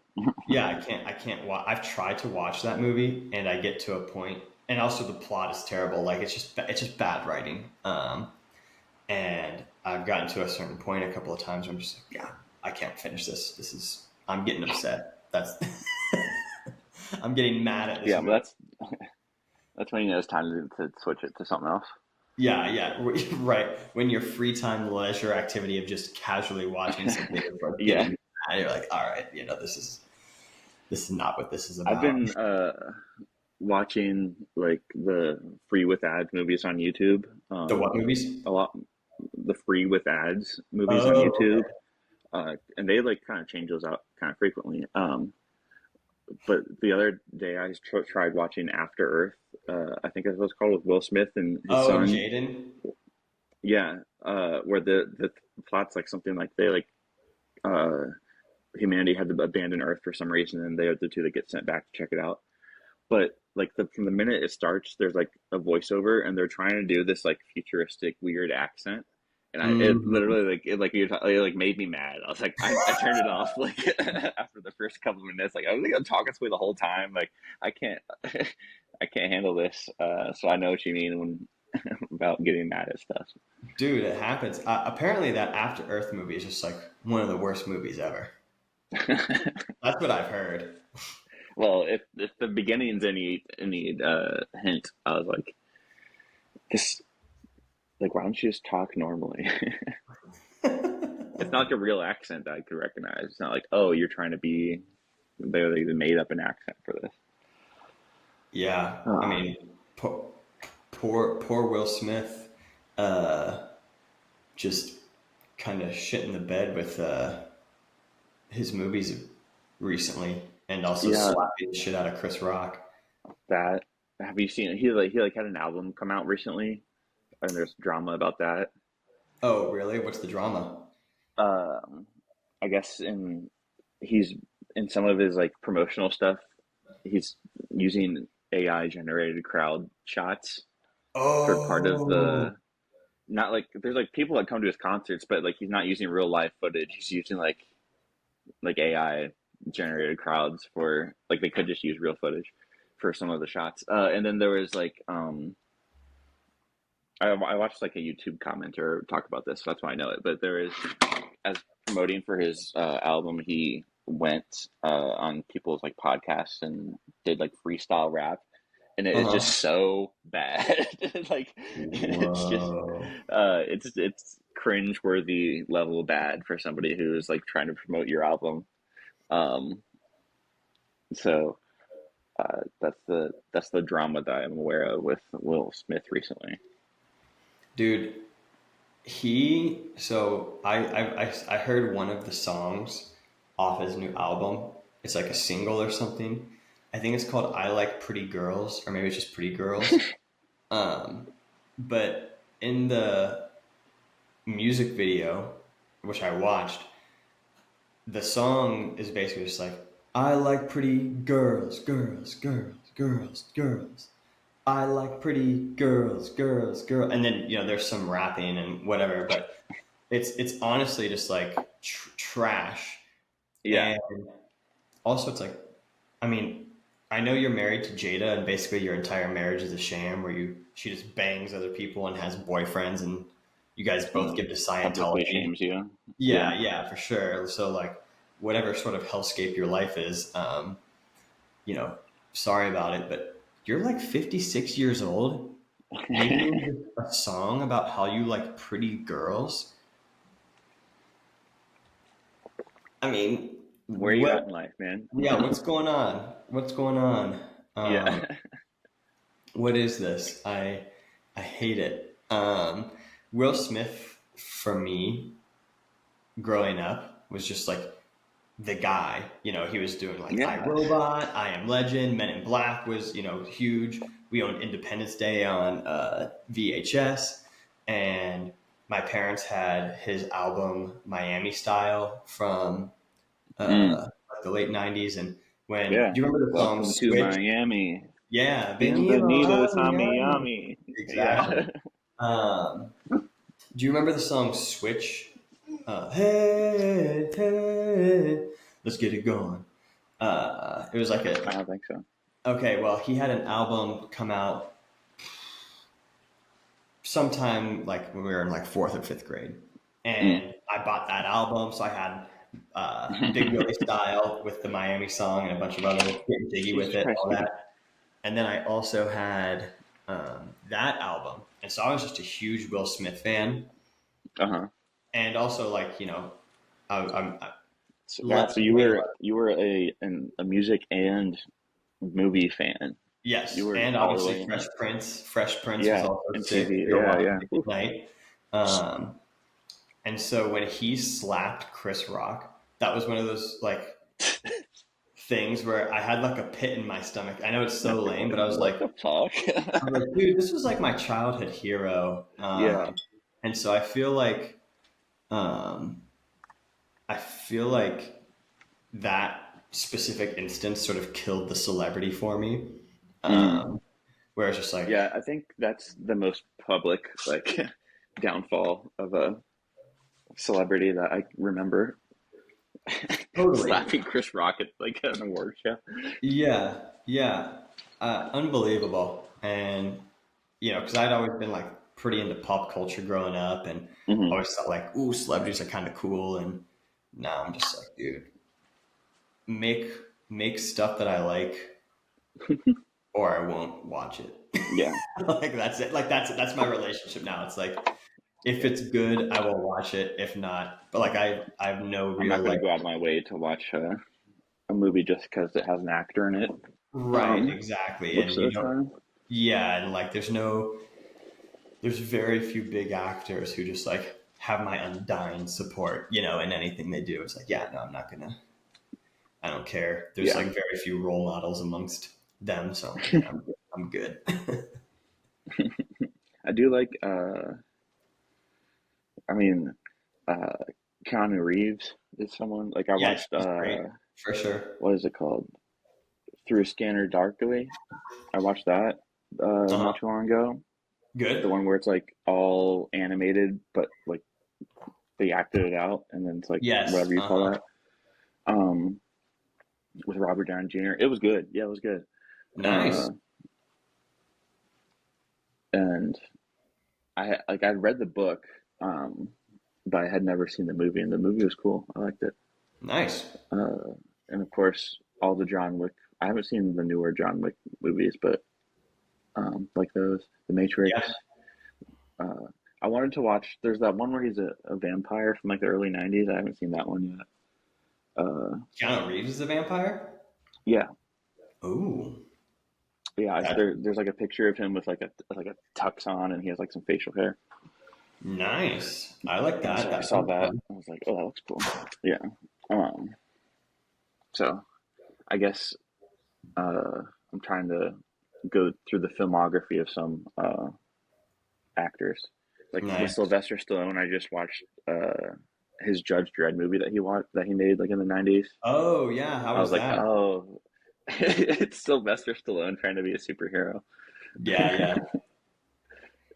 It's not a good movie, but it was like fun. Yeah. I saw the Dread with Carl Urban. Yes, Um, yes, I've seen that one too. that one was pretty good. Yeah, I like that one. From what I Yeah, remember. yeah, that was cool. There was like a drug called slow mo, and it made Yeah, and really cool sequences. I uh, remember. she's like shooting the 50 caliber like uh rail gun or like machine gun and Uh slow huh. mo at like across the lobby. Yeah, Yes. Uh huh. very Yeah, cool. that was cool. I like that. Yeah, I've seen the first three John Wicks, but I haven't seen the Mm, fourth one, and I've heard it's pretty good. I kind of yeah. would want to watch because I've only seen the first. I've seen the first one a couple of times, but I've only seen two and three once each. Mm. Um, and so I think I would want to watch them again just because I think I remember how the third one ends, but like I don't know what the context, like what anything means. I feel like I would like Yeah. to know what's happening. Uh, because I'm pretty sure is it the end of the second one or the end of the third one? He's like on the run from everybody. Maybe that's he's just on the run from everybody in every movie, really. But Yeah, I think it's at the end of the second one because at the end of the third one he like falls like 50 feet and yeah, like the guy shoots him from the top of the yeah. yeah, and it looks like pretty It's like a fake fatal. betrayal. Yeah. Um, Yeah. but and then they did like the spin-off Oh, I called just saw. Ballerina. Yeah, that one looks good. I haven't seen it, Yeah, but I like that the actor. trailer was like, this doesn't look shitty for a spin-off of a like Right, action movie. right. Yeah. Um, the guy who plays the owner of the hotel, Yes. who shoots him at the end of the third one. Yeah, Ian I just McShane. saw, yeah, Ian McShane. So I just watched Hot Rod yesterday Oh, with is Andy he Samberg. is he Andy Samberg's dad in Ian that? McShane, yeah, he's the stepdad who like never it's like he like always talks shit to Andy Samberg and he's like dying. Oh man, I didn't realize he could be like so funny. That actor, but that was a movie like I watched it like had seen it once maybe, and then Andy Samberg is another one where I like watching movies he's in. So I saw Yeah. it come up on YouTube and I was like, oh, I'll watch that. I have never seen Hot Rod once. Um, there's a guy I went to high school with, who kind of looks like Andy Samberg, and he dressed up like him from Hot Rod for Halloween. Nice. One of the years, and I always thought that was cool. Um, Andy Marissa's. Samberg has a cool movie where it's like a Groundhog Day premise Oh, really? where he like is living the same day over and over again. That I watched with Tay and her folks, and it Mm-hmm. was really good, like really Hmm. really good. I've never heard of that one before. I cannot remember the name, but yeah, yeah, it lives the same day over and over again. But it's like a wedding that he's at. Interesting. Yeah, it was cool. It was very good. J.K. Because I Simmons is also in it. Oh, nice. Okay, yeah. Hmm. Yeah, Because I think it was when we lived together at Millhouse, and a little bit after that is when I was like really into Brooklyn Nine-Nine. yeah. Oh, yeah. That was And that's during what the really made lockdown. me like Andy Samberg a lot, was watching that. Yeah, he's really Uh, good. yeah, but then I like And realized the police are shitty, so I stopped liking the show. So now when I see him in something else, it's like, oh, I like, because I don't want to like, I don't really, I can't go back and enjoy watching Brooklyn Nine-Nine. gotcha. So Just I like watching him in other stuff now. okay. Yeah. You know who else was in Brooklyn Nine Nine? That Tan I just watched something of. You know Terry Crews, Yeah. big Jack dude. Hmm. Um, Hmm. we just watched White Chicks. Uh, Yes. Oh, yeah. Okay. oh my He's god! great in that one. Holy crap! It is so funny. I don't think I'd ever seen it all the way through. Isn't that the one where he's like making my way downtown, Yes, and he's and he like like driving the loved it. thing? Oh my god, it was incredible. Uh, I haven't seen that in forever, but I remember that scene. Bro, it was crazy. There's a scene in that movie where uh, the two white chicks, you know, are with their white girlfriends, and they're like, Hmm. you know, driving in the car, and they start playing like some rap music, and the rap music has the N word in it, and they start singing it, and the girls that they're with are like, "Oh my gosh, you can't say that. That's the N word." And you know, then one of the white chicks is like, "Well, no one's around." and, and then so Oh, too true. and then all of them start to sing along and are just like saying the N word. I was dying. Just the fact that it's a black dude dressed as a white chick who's like, Yeah, well, no one's around. Oh, it was incredible. and that so taking that back, so that one was that made like mid 2000, so 2004. 2004. So like taking it Something. back to the Twitter conversation we were having earlier, those are the kind of jokes that would like you like. Okay, nobody actually believes that like this is okay, so that's why it's funny. Yeah, And yeah. like those are the kind of jokes you'd like make on Twitter, and then Uh-huh. or you'd see on Twitter, and then you're like, wait, people actually sing the N word unironically, and like Right. in real Right. life. So it's funny to me for a reason because I can't believe that happening. It's funny to other people because they do that. So, Right. Yes, for sure. Yeah, I think that was like something. Um, I think that's a good point. That was something I didn't really think about. Like, I knew there were racist people in real life, obviously. I had seen people be racist, but generally speaking, I just thought everyone was awesome. Like yeah, default people are cool was just my assumption. And so when I saw stuff like that, I was like, oh yeah, that's tongue in cheek. Oh yeah, that's funny. Oh yeah. Um, and hard to say what the percentage that assumption is correct, but upon reflection, looking back on it, you're like, oh wow, like probably some of that stuff that I thought was tongue in cheek or ironic or you know whatever was actually serious, yeah, yeah. which sucks. It really Uh, sucks. yeah, Yeah, you can't. The world is not as naive as we once thought, yeah, for sure, for sure. which is like why I can't watch Brooklyn Nine-Nine anymore. Like even a show just joking about cops or like nothing bad really or like serious too much happens. It's like knowing what's going on out there every day is like I can't just enjoy watching like a show about that anymore. Sure. Yeah, fair enough. I mean, it's also tough because, like, that show is like a workplace comedy, Hmm. um, and can only get so heavy. Um, you know what I'm saying? Yeah, like there's a couple episodes where they address like racism or something. uh-huh, Um, and so it's like, okay, well, that's kind of a redeeming factor. But uh-huh. the fact that that topic is so, it's not just something you can handle in like one episode and have it be done if you're talking about police. Sure. Well, I Yeah. also think, like, um, in general, like when TV shows are like racism is bad.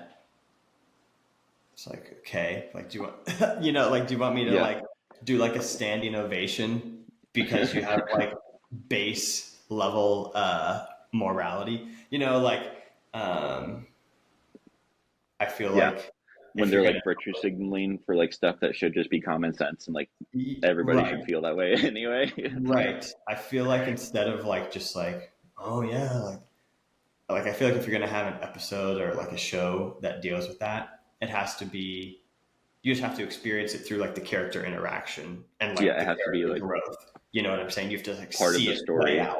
throughout.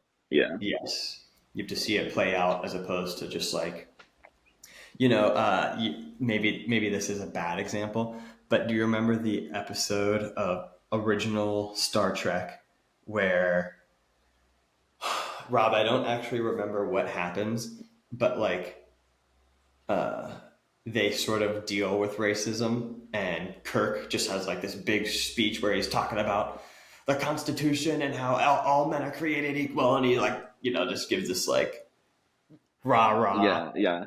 Yeah. and it's totally just like a white guilt episode. uh, and it's also like different, like that Star Trek was super groundbreaking for its time for Right. having a Exactly. Russian and having a black chick and having like an It had the Asian dude. Like, first on air interracial kiss. yeah, so like breaking barriers for the time. So maybe that's like a Hmm. poor example.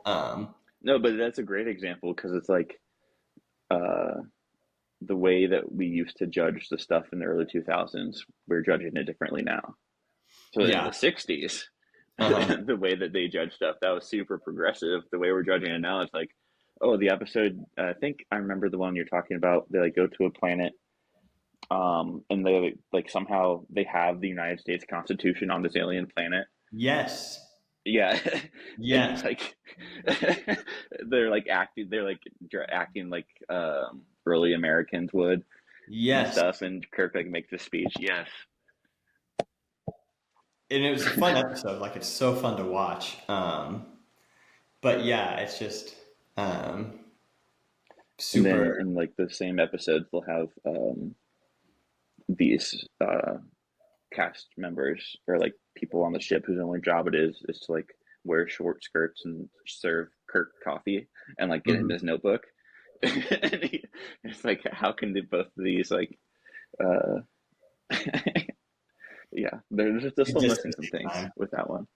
Yeah. Yeah. Well, credit. It's kind of like credit where credit is due. It's like sometimes I think it's easy to look back at the '60s or any time period and be like, look at something positive like what they were trying to do, and Star Trek was definitely super super groundbreaking, and I think deserves the praise it gets for that. I think it's also easy to look back and be like, well, why wasn't there more progress? It's like, well, one Yeah. step at a time. If Yeah. Yeah. it'd be nice if you could go Kind of back be in time grateful and for what you rewind have. and say, I wish they had made more progress back at that time, but you know, Yeah. you can only You have progress to, so much with one TV show. yeah. Unlike real life, where like you can judge people based on, you have to judge people, I think, based on everything that's going on. Sometimes with TV Yeah, shows, you can pinpoint the good things and be like, all right, that's, good job. yeah, for sure, for sure. Yeah, like I've got the first 5 or 6 volumes of the original Avengers comic books. And, you know, during that time, the X-Men were like an allegory for like gay rights and stuff. Hmm. We're sorry, racial tension with Like in the Magneto beginning, being more yeah. like Malcolm X and Professor Xavier being more like MLK. Uh, and then they, made Black Panther, who is like a super genius and king and monarch of a super advanced, African nation. Hmm. And so they were like trying, that was like their goal was to be progressive. And then at the same time, you know, communism is rampant, in the 60s, Mao's Great Leap Forward, and which is obviously a Hmm. bad thing, tens to hundreds of millions of people dying. However, almost any time they like have a story set over the red wall, Uh-huh. uh, the the Fu Manchu and just like the yellow coloring on Yeah. everyone is just like Yeah. so tough. And so it's like, hey, they were super progressive, and they definitely were able to bring a lot of positive change about in the pop culture sense. And then you can look back and also recognize like, oh, dang, tough depiction Those of are some Asian. parts. Yes. Yeah, exactly. And so it So makes you wonder, like, in 10 or 20 years, what media we're going to look back at now that we're making and being like, all right, good job, but there's definitely some progress to be made with this. for sure, for sure. Um, there's this book that was given to me by a senior in high school, when I was a freshman, called The Alphabet of Manliness. Um, and Okay. basically, each chapter is a letter. So chapter 1A is for ass kicking, and it's super, like, it's super dark, tongue in cheek humor, Hmm. where basically, and it's the guy who wrote the book is an online troll, basically, and that's the whole book. Um, Okay. and in high school, I just thought it was the funniest thing. Like, I would read it in study hall, and I would just be shaking with laughter, like uncontrollably, having a fit. Um, I gave it to Fran beginning of college, and he gave it Hmm. back to me like a couple of years ago. He's like, "Dude, I've had this book for like ages. If you want it back," and I was like, "Ah, sure, I don't care." Like, so I read it again, and it's like there are some legitimately. It's like it's definitely made for high school boys. Like, it's just like a bunch of dick and boob humor and Hmm. uh, that sort of thing. But and so some of it is still really funny, but some of, like, I think like chapter C, or C is for like cop a feel, and the Oh. whole chapter is just about how to sneakily grab a boob or a butt, and it's like when you're reading it, it's obvious that this guy is just purposely being a huge asshole, and you shouldn't do any of the things he said. Hmm. Like, that is obvious. Like, that is the point. However, like when you're reading it, you're like, oh my god, like This is just a this sexual is assault tough. guide. This is a tough read, Like, I Yeah. get, I get the angle. I get the angle humor wise. It's just even more edgy. Uh, 10 plus years later, Yeah. that when you're reading it, you're like, oh man, like this has kind of lost some of its funniness, because like you could totally see how someone who doesn't get the joke would be like, oh yeah, I'm just gonna, like, I'm taking this seriously. Yeah. Um, and Um, even the writer, it's like, like now I'm a little yeah. sus of this guy as well. Um, you know, that being How said, much of like, this is just just an angry dude. I'm gonna do a pee break then. That was a much needed pee break. Um, yeah, I peed as well. nice. What were we talking about? Oh, yeah, that stupid book that I was saying.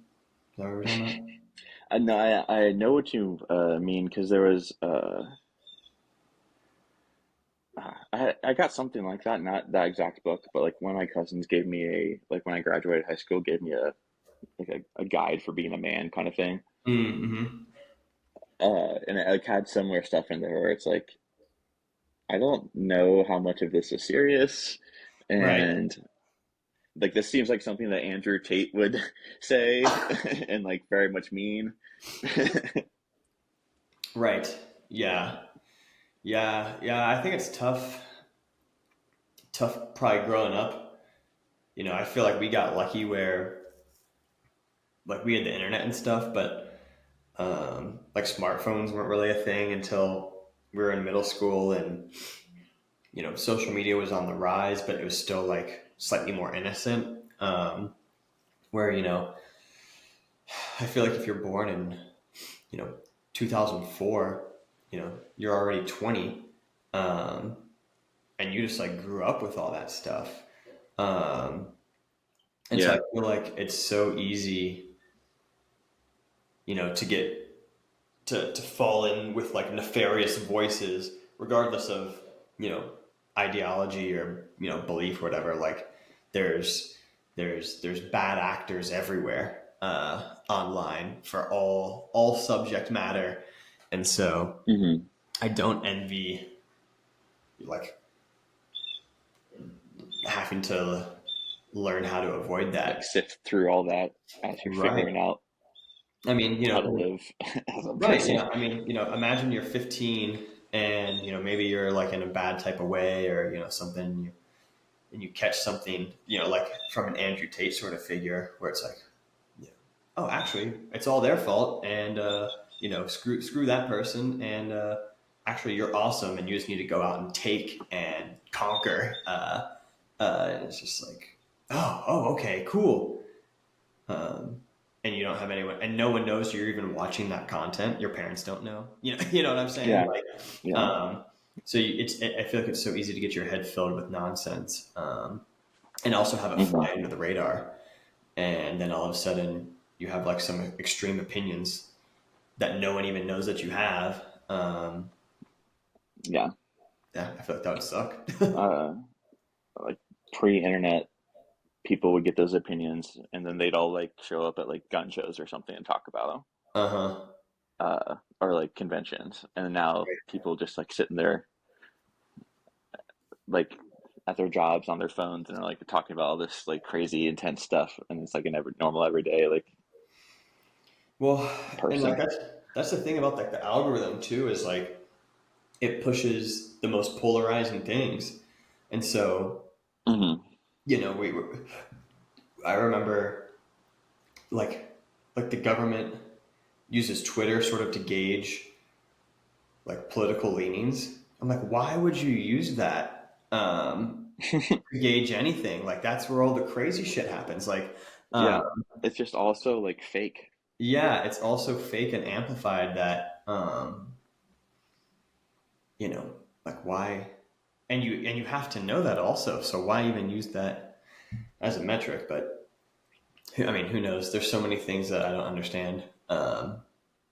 So Yeah, that's one thing I do know. yeah, if there's one thing I'm certain of, it's I don't know that much. Yeah, exactly. So do you have any like let's say you're on Reddit or something and you come across Hmm. something, like I guess how do you go about seeking truth nowadays? Um, well, I guess when it comes to like news and stuff, I do mainly use Reddit. Hmm. So on Reddit, you can post links or like videos or clips. So uh, if it's something that matters and it's not just like gossip, Hmm. I'll try to like click on the actual link and like see what kind of website it's coming from, how many pop-up ads are involved with Hmm. uh, where it comes from, and then uh, also keep in mind like what subreddit I saw it on, instead of just seeing, because I think something that happens is like I'll just be scrolling through my home feed and like remember I saw something and be like, oh, and then later on be like, oh, that was true, and then Mm. like not think about like I saw that on like maybe a saw that as a post on something that unnecessarily doesn't fact check the best or whatever. Gotcha. Uh, so in an effort to stop that, I've been trying to like actually read the articles, and if it's a news story, I'll like look it up on Google. Mm-hmm. Like when I saw stuff about President Macron in New Mm-hmm. York being like not being able to like get to the embassy. Did you see about that? Like, I saw you put that in our chat, but I haven't seen anything oh else. yeah, yeah, yeah. So like everybody's all the United Nations is like in session, so all these like world leaders in New York, and Macron was like trying to drive from the United Nations to the embassy, which is like a mile or something, Mm-hmm. and all the streets were shut down for Trump's motorcade. So there's like a videos of him like getting out of his car and like talking to this like New York City police officer, and the officer's like, "I'm sorry, I can't let you pass." Like, so Macron like gets out his phone and calls Trump and is like, "Hey, guess what? Like, I can't get past." And eventually he like walks to the embassy or whatever. So like with Stop. that, I was like, I saw like a post about that, and I was like, that I could see that being like a shit post, like someone talking about Right, that. right. So I like went and like looked up videos and like went to Google and like tried to find multiple sources and like found the videos like on Twitter and TikTok and stuff of it happening. I was like, oh my God, like this is real. That's so funny. So like stuff when it's like world politics stuff or like something like I not that I like keep up with the like genocide in Gaza, but like I follow multiple subreddits about it. So when it's like something particular outrageous, Hmm. I'll try to find like mainstream sources about it instead of just like posts from like Middle East subreddits and stuff. Right, right. Yeah, that makes Yeah. sense. That makes sense. Yeah, I know. I feel like so much of like, I mean, and this is an unavoidable reality, and this is actually what I'm going to say is kind of obvious, but like so much of how you perceive the world just like depends on the news sources you consume. Um, and you know, sometimes like, my mom will say something or another person I know will say something. I'm like, oh, huh. Like, where did you hear that? And it's just a different take on the same thing that I've already heard. I'm like, oh, huh. Is that true? Like, it's just Yeah. Yeah. like people just have like totally different opinions on things Yeah. Like I hadn't or even considered or known that was a thing yet. So right, like right. how does that yeah. How does How that does thing they that said all just right? impact? And like I feel like it would seem like everyone is just so at odds with each other. But then like you go to work, I go to work, and there's just a bunch of people, and I talk with all of them, and they all just seem like Mm-hmm. there's some weirdos, but they all just seem like pretty normal. All just like saving for retirement. I've got kids. I don't have kids, but I'm spending time with my brother. Just life stuff. And Yeah. these people all like seem relatively normal. I have no clue what their religions are, their political beliefs, anything like that. They just all What their seem online presence is like. right, right. Like the internet would make it seem like where everyone is just like so different, but like I could be talking with someone, have no clue what their political beliefs are, and maybe I've talked with them for months and months, and then like you could tell me their political beliefs, and like maybe I would line up with them, and maybe I wouldn't. But at the end of the day, it's like I don't know where this person gets their news from. I don't know what their financial situation is. Like I don't know how much effort they put into like the opinions they have on these things. Like Hmm. at the end of the day, they just seem like someone who's trying to get by, like me. Yeah, And so exactly.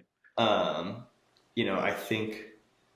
I think that's a good thing to think about sometimes. Is just that you already go to work and get along with people who probably have different political opinions than you, and you probably like them. Uh, and you know, Yeah. sometimes I just try and think about that because I could learn their opinion and be like, oh, why do they think that way? I'm like, well, what do they listen to, and how much time do they have to put into this sort of thing to Hmm. form a full fledged opinion? How much time do I have? Like, what is my opinion? Like, Right. I think, Like if they had encountered different things along the way, would their opinion be mine instead of right. whatever their opinion is right now? Yeah, exactly. Yeah. And vice versa. And so I just think sometimes it's good to remember that, hey, as long as this person is like just doing their best to make it and they try and make decisions to improve their well-being and that of their families, like, Yeah. more power to them, because um, you know everyone's just trying to do their best. And Yeah. am I Um, going to sit and judge someone for their view on statecraft? Um, on how these nations get along. What do they know about it? What do I know about it? Like, I just, what news sources are we consuming? It's just, I'm trying to be a lot more just like, yeah, that's just a human being, and yeah. we're just I mean, gonna, I would like to think that everybody, if they had like gone through the same things I have and like lived the same experiences, would like have the same opinions and viewpoints as Mhm. me. Sure, Um, like I don't know if there's, but at the same time, like I know there's like that wouldn't be the case. Like people are different enough that they could right. Just on experience a all the same things personality and be like a totally standpoint. different like person. Hmm. Yeah. Yeah, Uh, so I think I like I agree with what you're saying, and that's good for like day to day living. But at the same time, like the people who are like um, pro ice and like all that stuff are also just living day to day lives, like trying to get by and feed their families. totally. But they're also in their maybe directly or even indirectly like promoting like human trafficking and all this violence and stuff that's happening.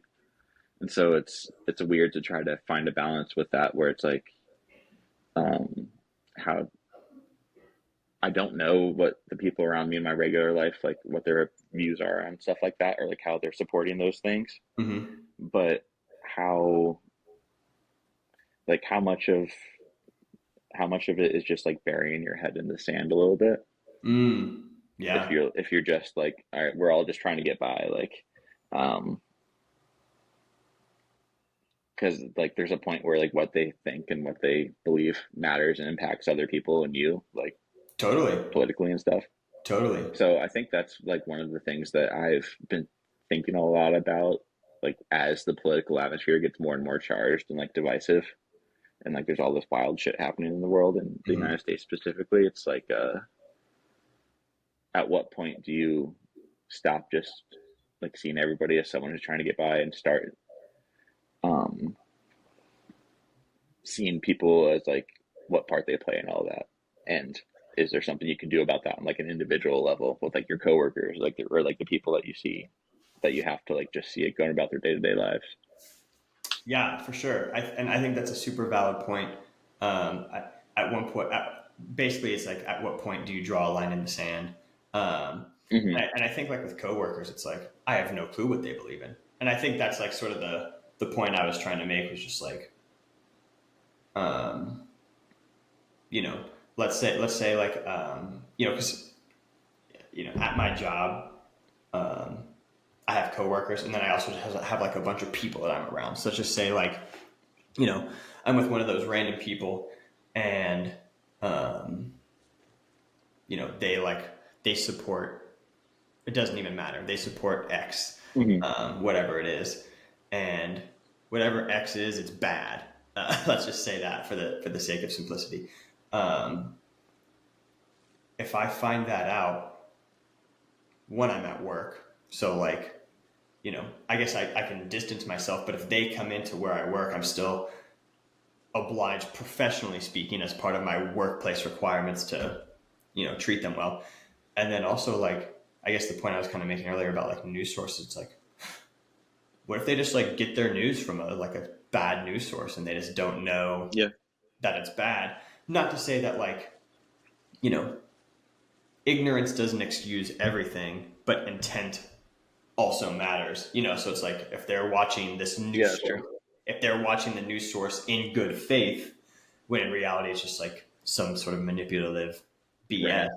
Like I Um, wouldn't necessarily call that person a bad actor. right, Like they're right. They're not just trying to misinformed. hurt other people. Right, Yeah. right. They're And from their misinformed. point of view. Yeah, for sure. Well, that was one of the Yeah. reasons why I wanted. One of the reasons why I wanted to have the Airbnb was just like in the event, obviously, like that something happens. Like for example, in March, I switched jobs, and then that job ended up being a scam, and so I had to go find another job. Um, I was able to get by because we had Hmm. the rental. Um, but also, what that does is if something were to happen at work where, there was some sort of ideological or just some sort of intolerable thing that were to happen, it might Hmm. allow me to quit my job where otherwise I would be forced to stay. Yeah. So just like having a little bit extra security, that was Yeah. one of the things I thought about. What I recorded an episode. Um, there's an episode that'll come out before this one airs, and in it I talk um, up to this friend of mine about how when I do the pod, I'm just always slightly reserved. I'm less reserved than when I started for sure, but I'm always just slightly Mm. reserved, even with my language. And it's not that my language is like crazy. I'd probably just be saying like cock more or something. But but I'm just like slightly hesitant to go overboard with like some of my more colorful language, just because like you know I don't know where the boundary between like this and work ends and begins, and so I don't know like what someone. Mm. Not to say that I talk about anything like offensive. In fact, I think like I'm hesitant even to like talk about world events sometimes. I'm like, ooh, will this like get me fired? And I don't. I mean, Yeah. you just don't know.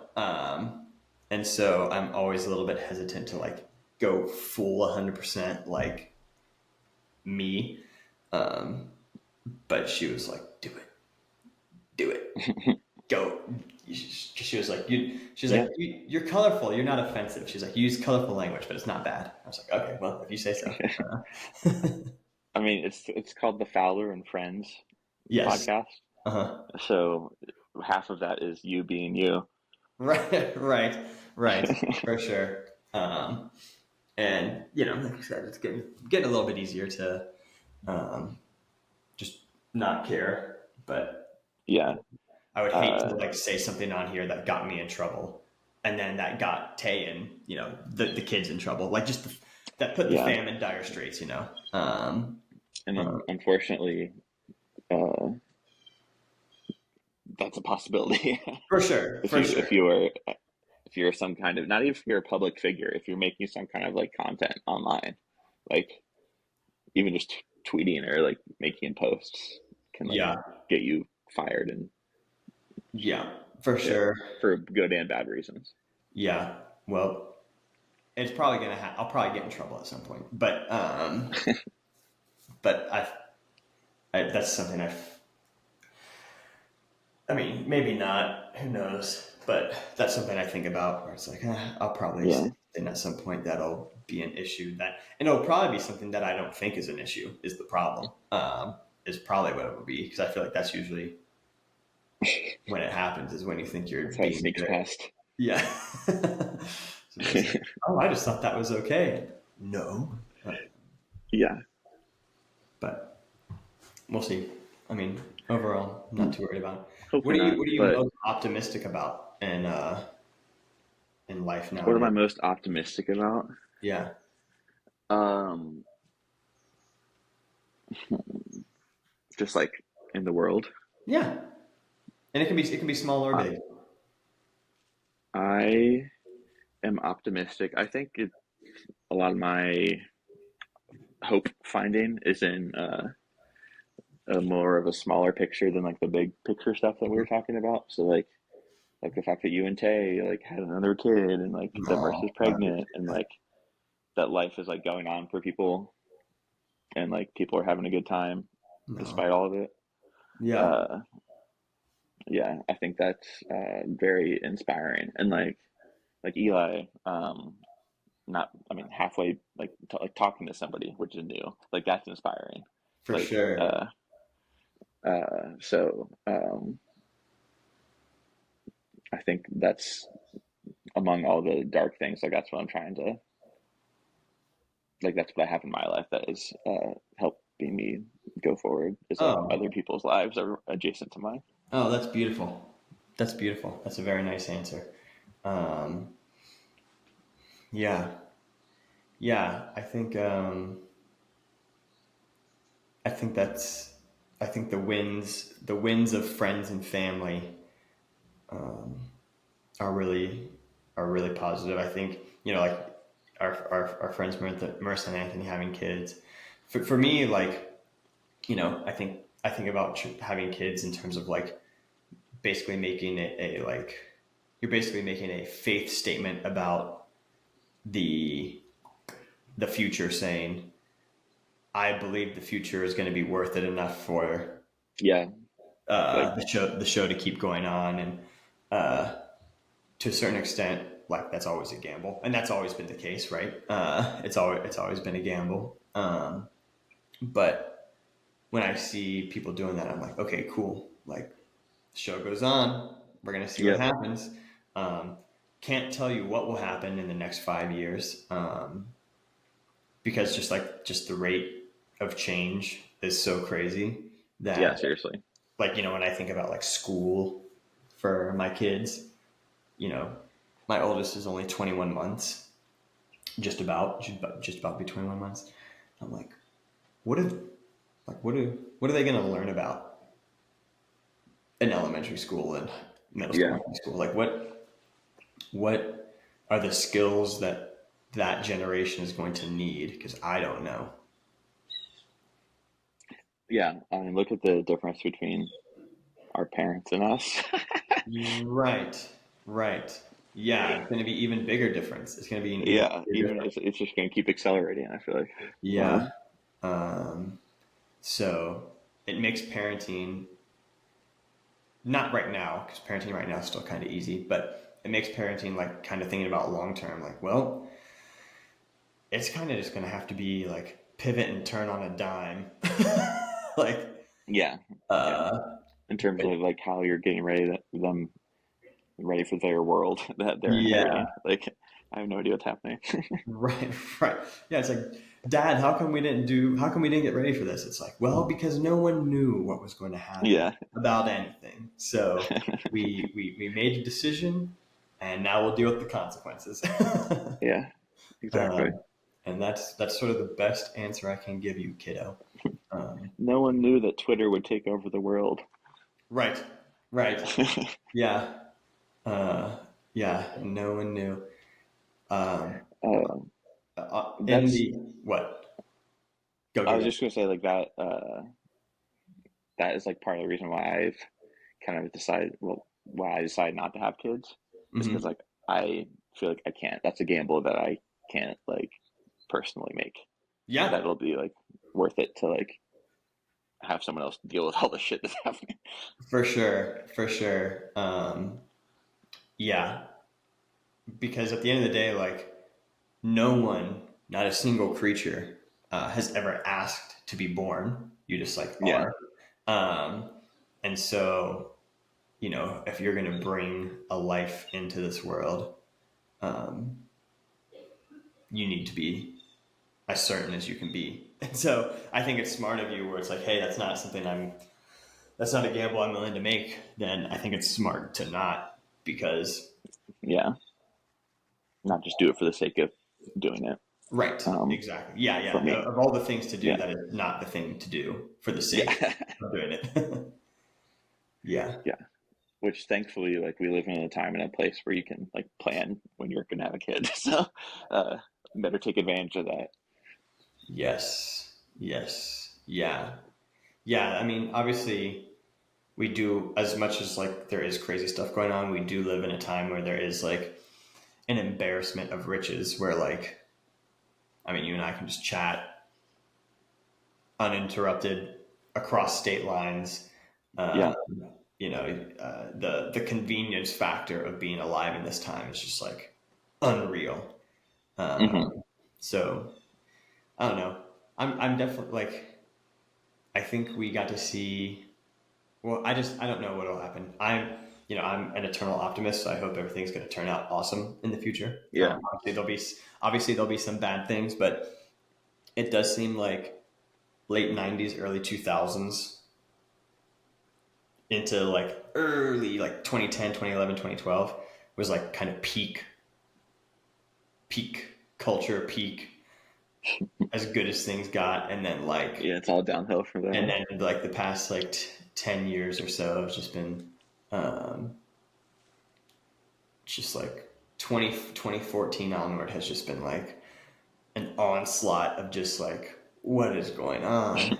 Um, Well, and I feel uh like we were lucky. Okay, this is gonna sound bad. We were lucky to have 9/11 happen when we were kind of young, uh-huh. so that like got us ready for all the shit that happened up until like the world got Mm, even more crazy, like in the 20 teens. yes, Whereas I feel like anybody that was like even just a couple years older than us and on, like we're getting ready for a completely different world before yes, 9/11, and I think yes. that like changed. I see. I see. I got. I know that. I think you landed that plane. Uh, yeah, I think that makes sense. Like, like obviously, terrible tragedy. But in terms of like us being six, Yeah. we're still like malleable enough to like adapt to the post 9/11 Hmm. landscape with relative ease compared to folks Yeah. just a few years older. And so people who were like six in like 2014, 2015, 2016 Mhm. now are like prepared for the more prepared for the world that we're living in now, because that's just like they grew up in like the hyper social media, like always connected to the internet world. Yeah, yeah, Um, yeah. I mean, dude, and I hope that's the case. I hope they are. I hope they are better, and that's like the goal, right? Each generation better than the last. yeah. Um, Ideally, At work we had because there's like James Madison University here in Harrisonburg, so every year when school comes in, we like start getting a bunch of like students like at work as patients, uh-huh, and we had the young patients like 18, 19 years old make a uh-huh. list of like catchphrases and like vocab that is like hip. Mhm. And reading through that I was like, wow, life goes on. Like uh people, there's still just this whole like culture among teens that's like completely different than what we're used to, but like they're like, it gave me hope that like they're they're like handling their future, their like life in their own way, the way we Yeah, did with like our weird things that we did back then. yeah, totally. Like oh, they're managing it okay. Yeah, for sure, for sure. Yeah, I think that's a good thing to make note of. I think, yeah, I just hope everything. I just hope each generation going forward just finds it worth it to keep going forward. It's good Yeah. enough that's I don't think there's ever going to be like a utopia, but just keep getting I think we better. can get closer to it. Yeah, just keep getting better collectively, and I think that's the best we can do. Uh, Yeah, that's true. yeah. Well, Robert, I've got a meeting in Two and a 45. half hours, is that the mark? Yeah, yeah, I've got a meeting in 45 minutes, and I gotta walk home and eat some food before said meeting. So, you cool if we Mm. wrap her up? Alrighty, that sounds good. Cool. We can peace out off cam. But folks, thanks for listening. We didn't introduce Rob because he's already done this one. If you didn't watch the one he was on, go watch it. Your episode, your That's first right. one, did really well on YouTube. I don't Oh have like really? subscribers, so like sometimes episodes will just get views for whatever reason. and yours was one Huh. of the ones that did well on YouTube. So Wow. I guess I have a face for YouTube. you have What a can I YouTube say? face. Yeah, yeah. Yeah. Start putting out some content. Uh, That's what wow, I was thinking, like, what should I do to just my next job if I can't make enough money at this one? yeah, YouTube creator. yeah. YouTube creator about whatever Mhm. this game it is that you're playing. What's up, everybody? It's Jake here, Fowler and Friends. Thank you so much for supporting the channel. Really means a lot to me and all of us over here at Fowler and Friends. So if you could please like, subscribe, comment, do all of that, but definitely subscribe, share the videos with your friends, and keep on supporting the channel. Thank you so much. We'll catch you on the next one. Later.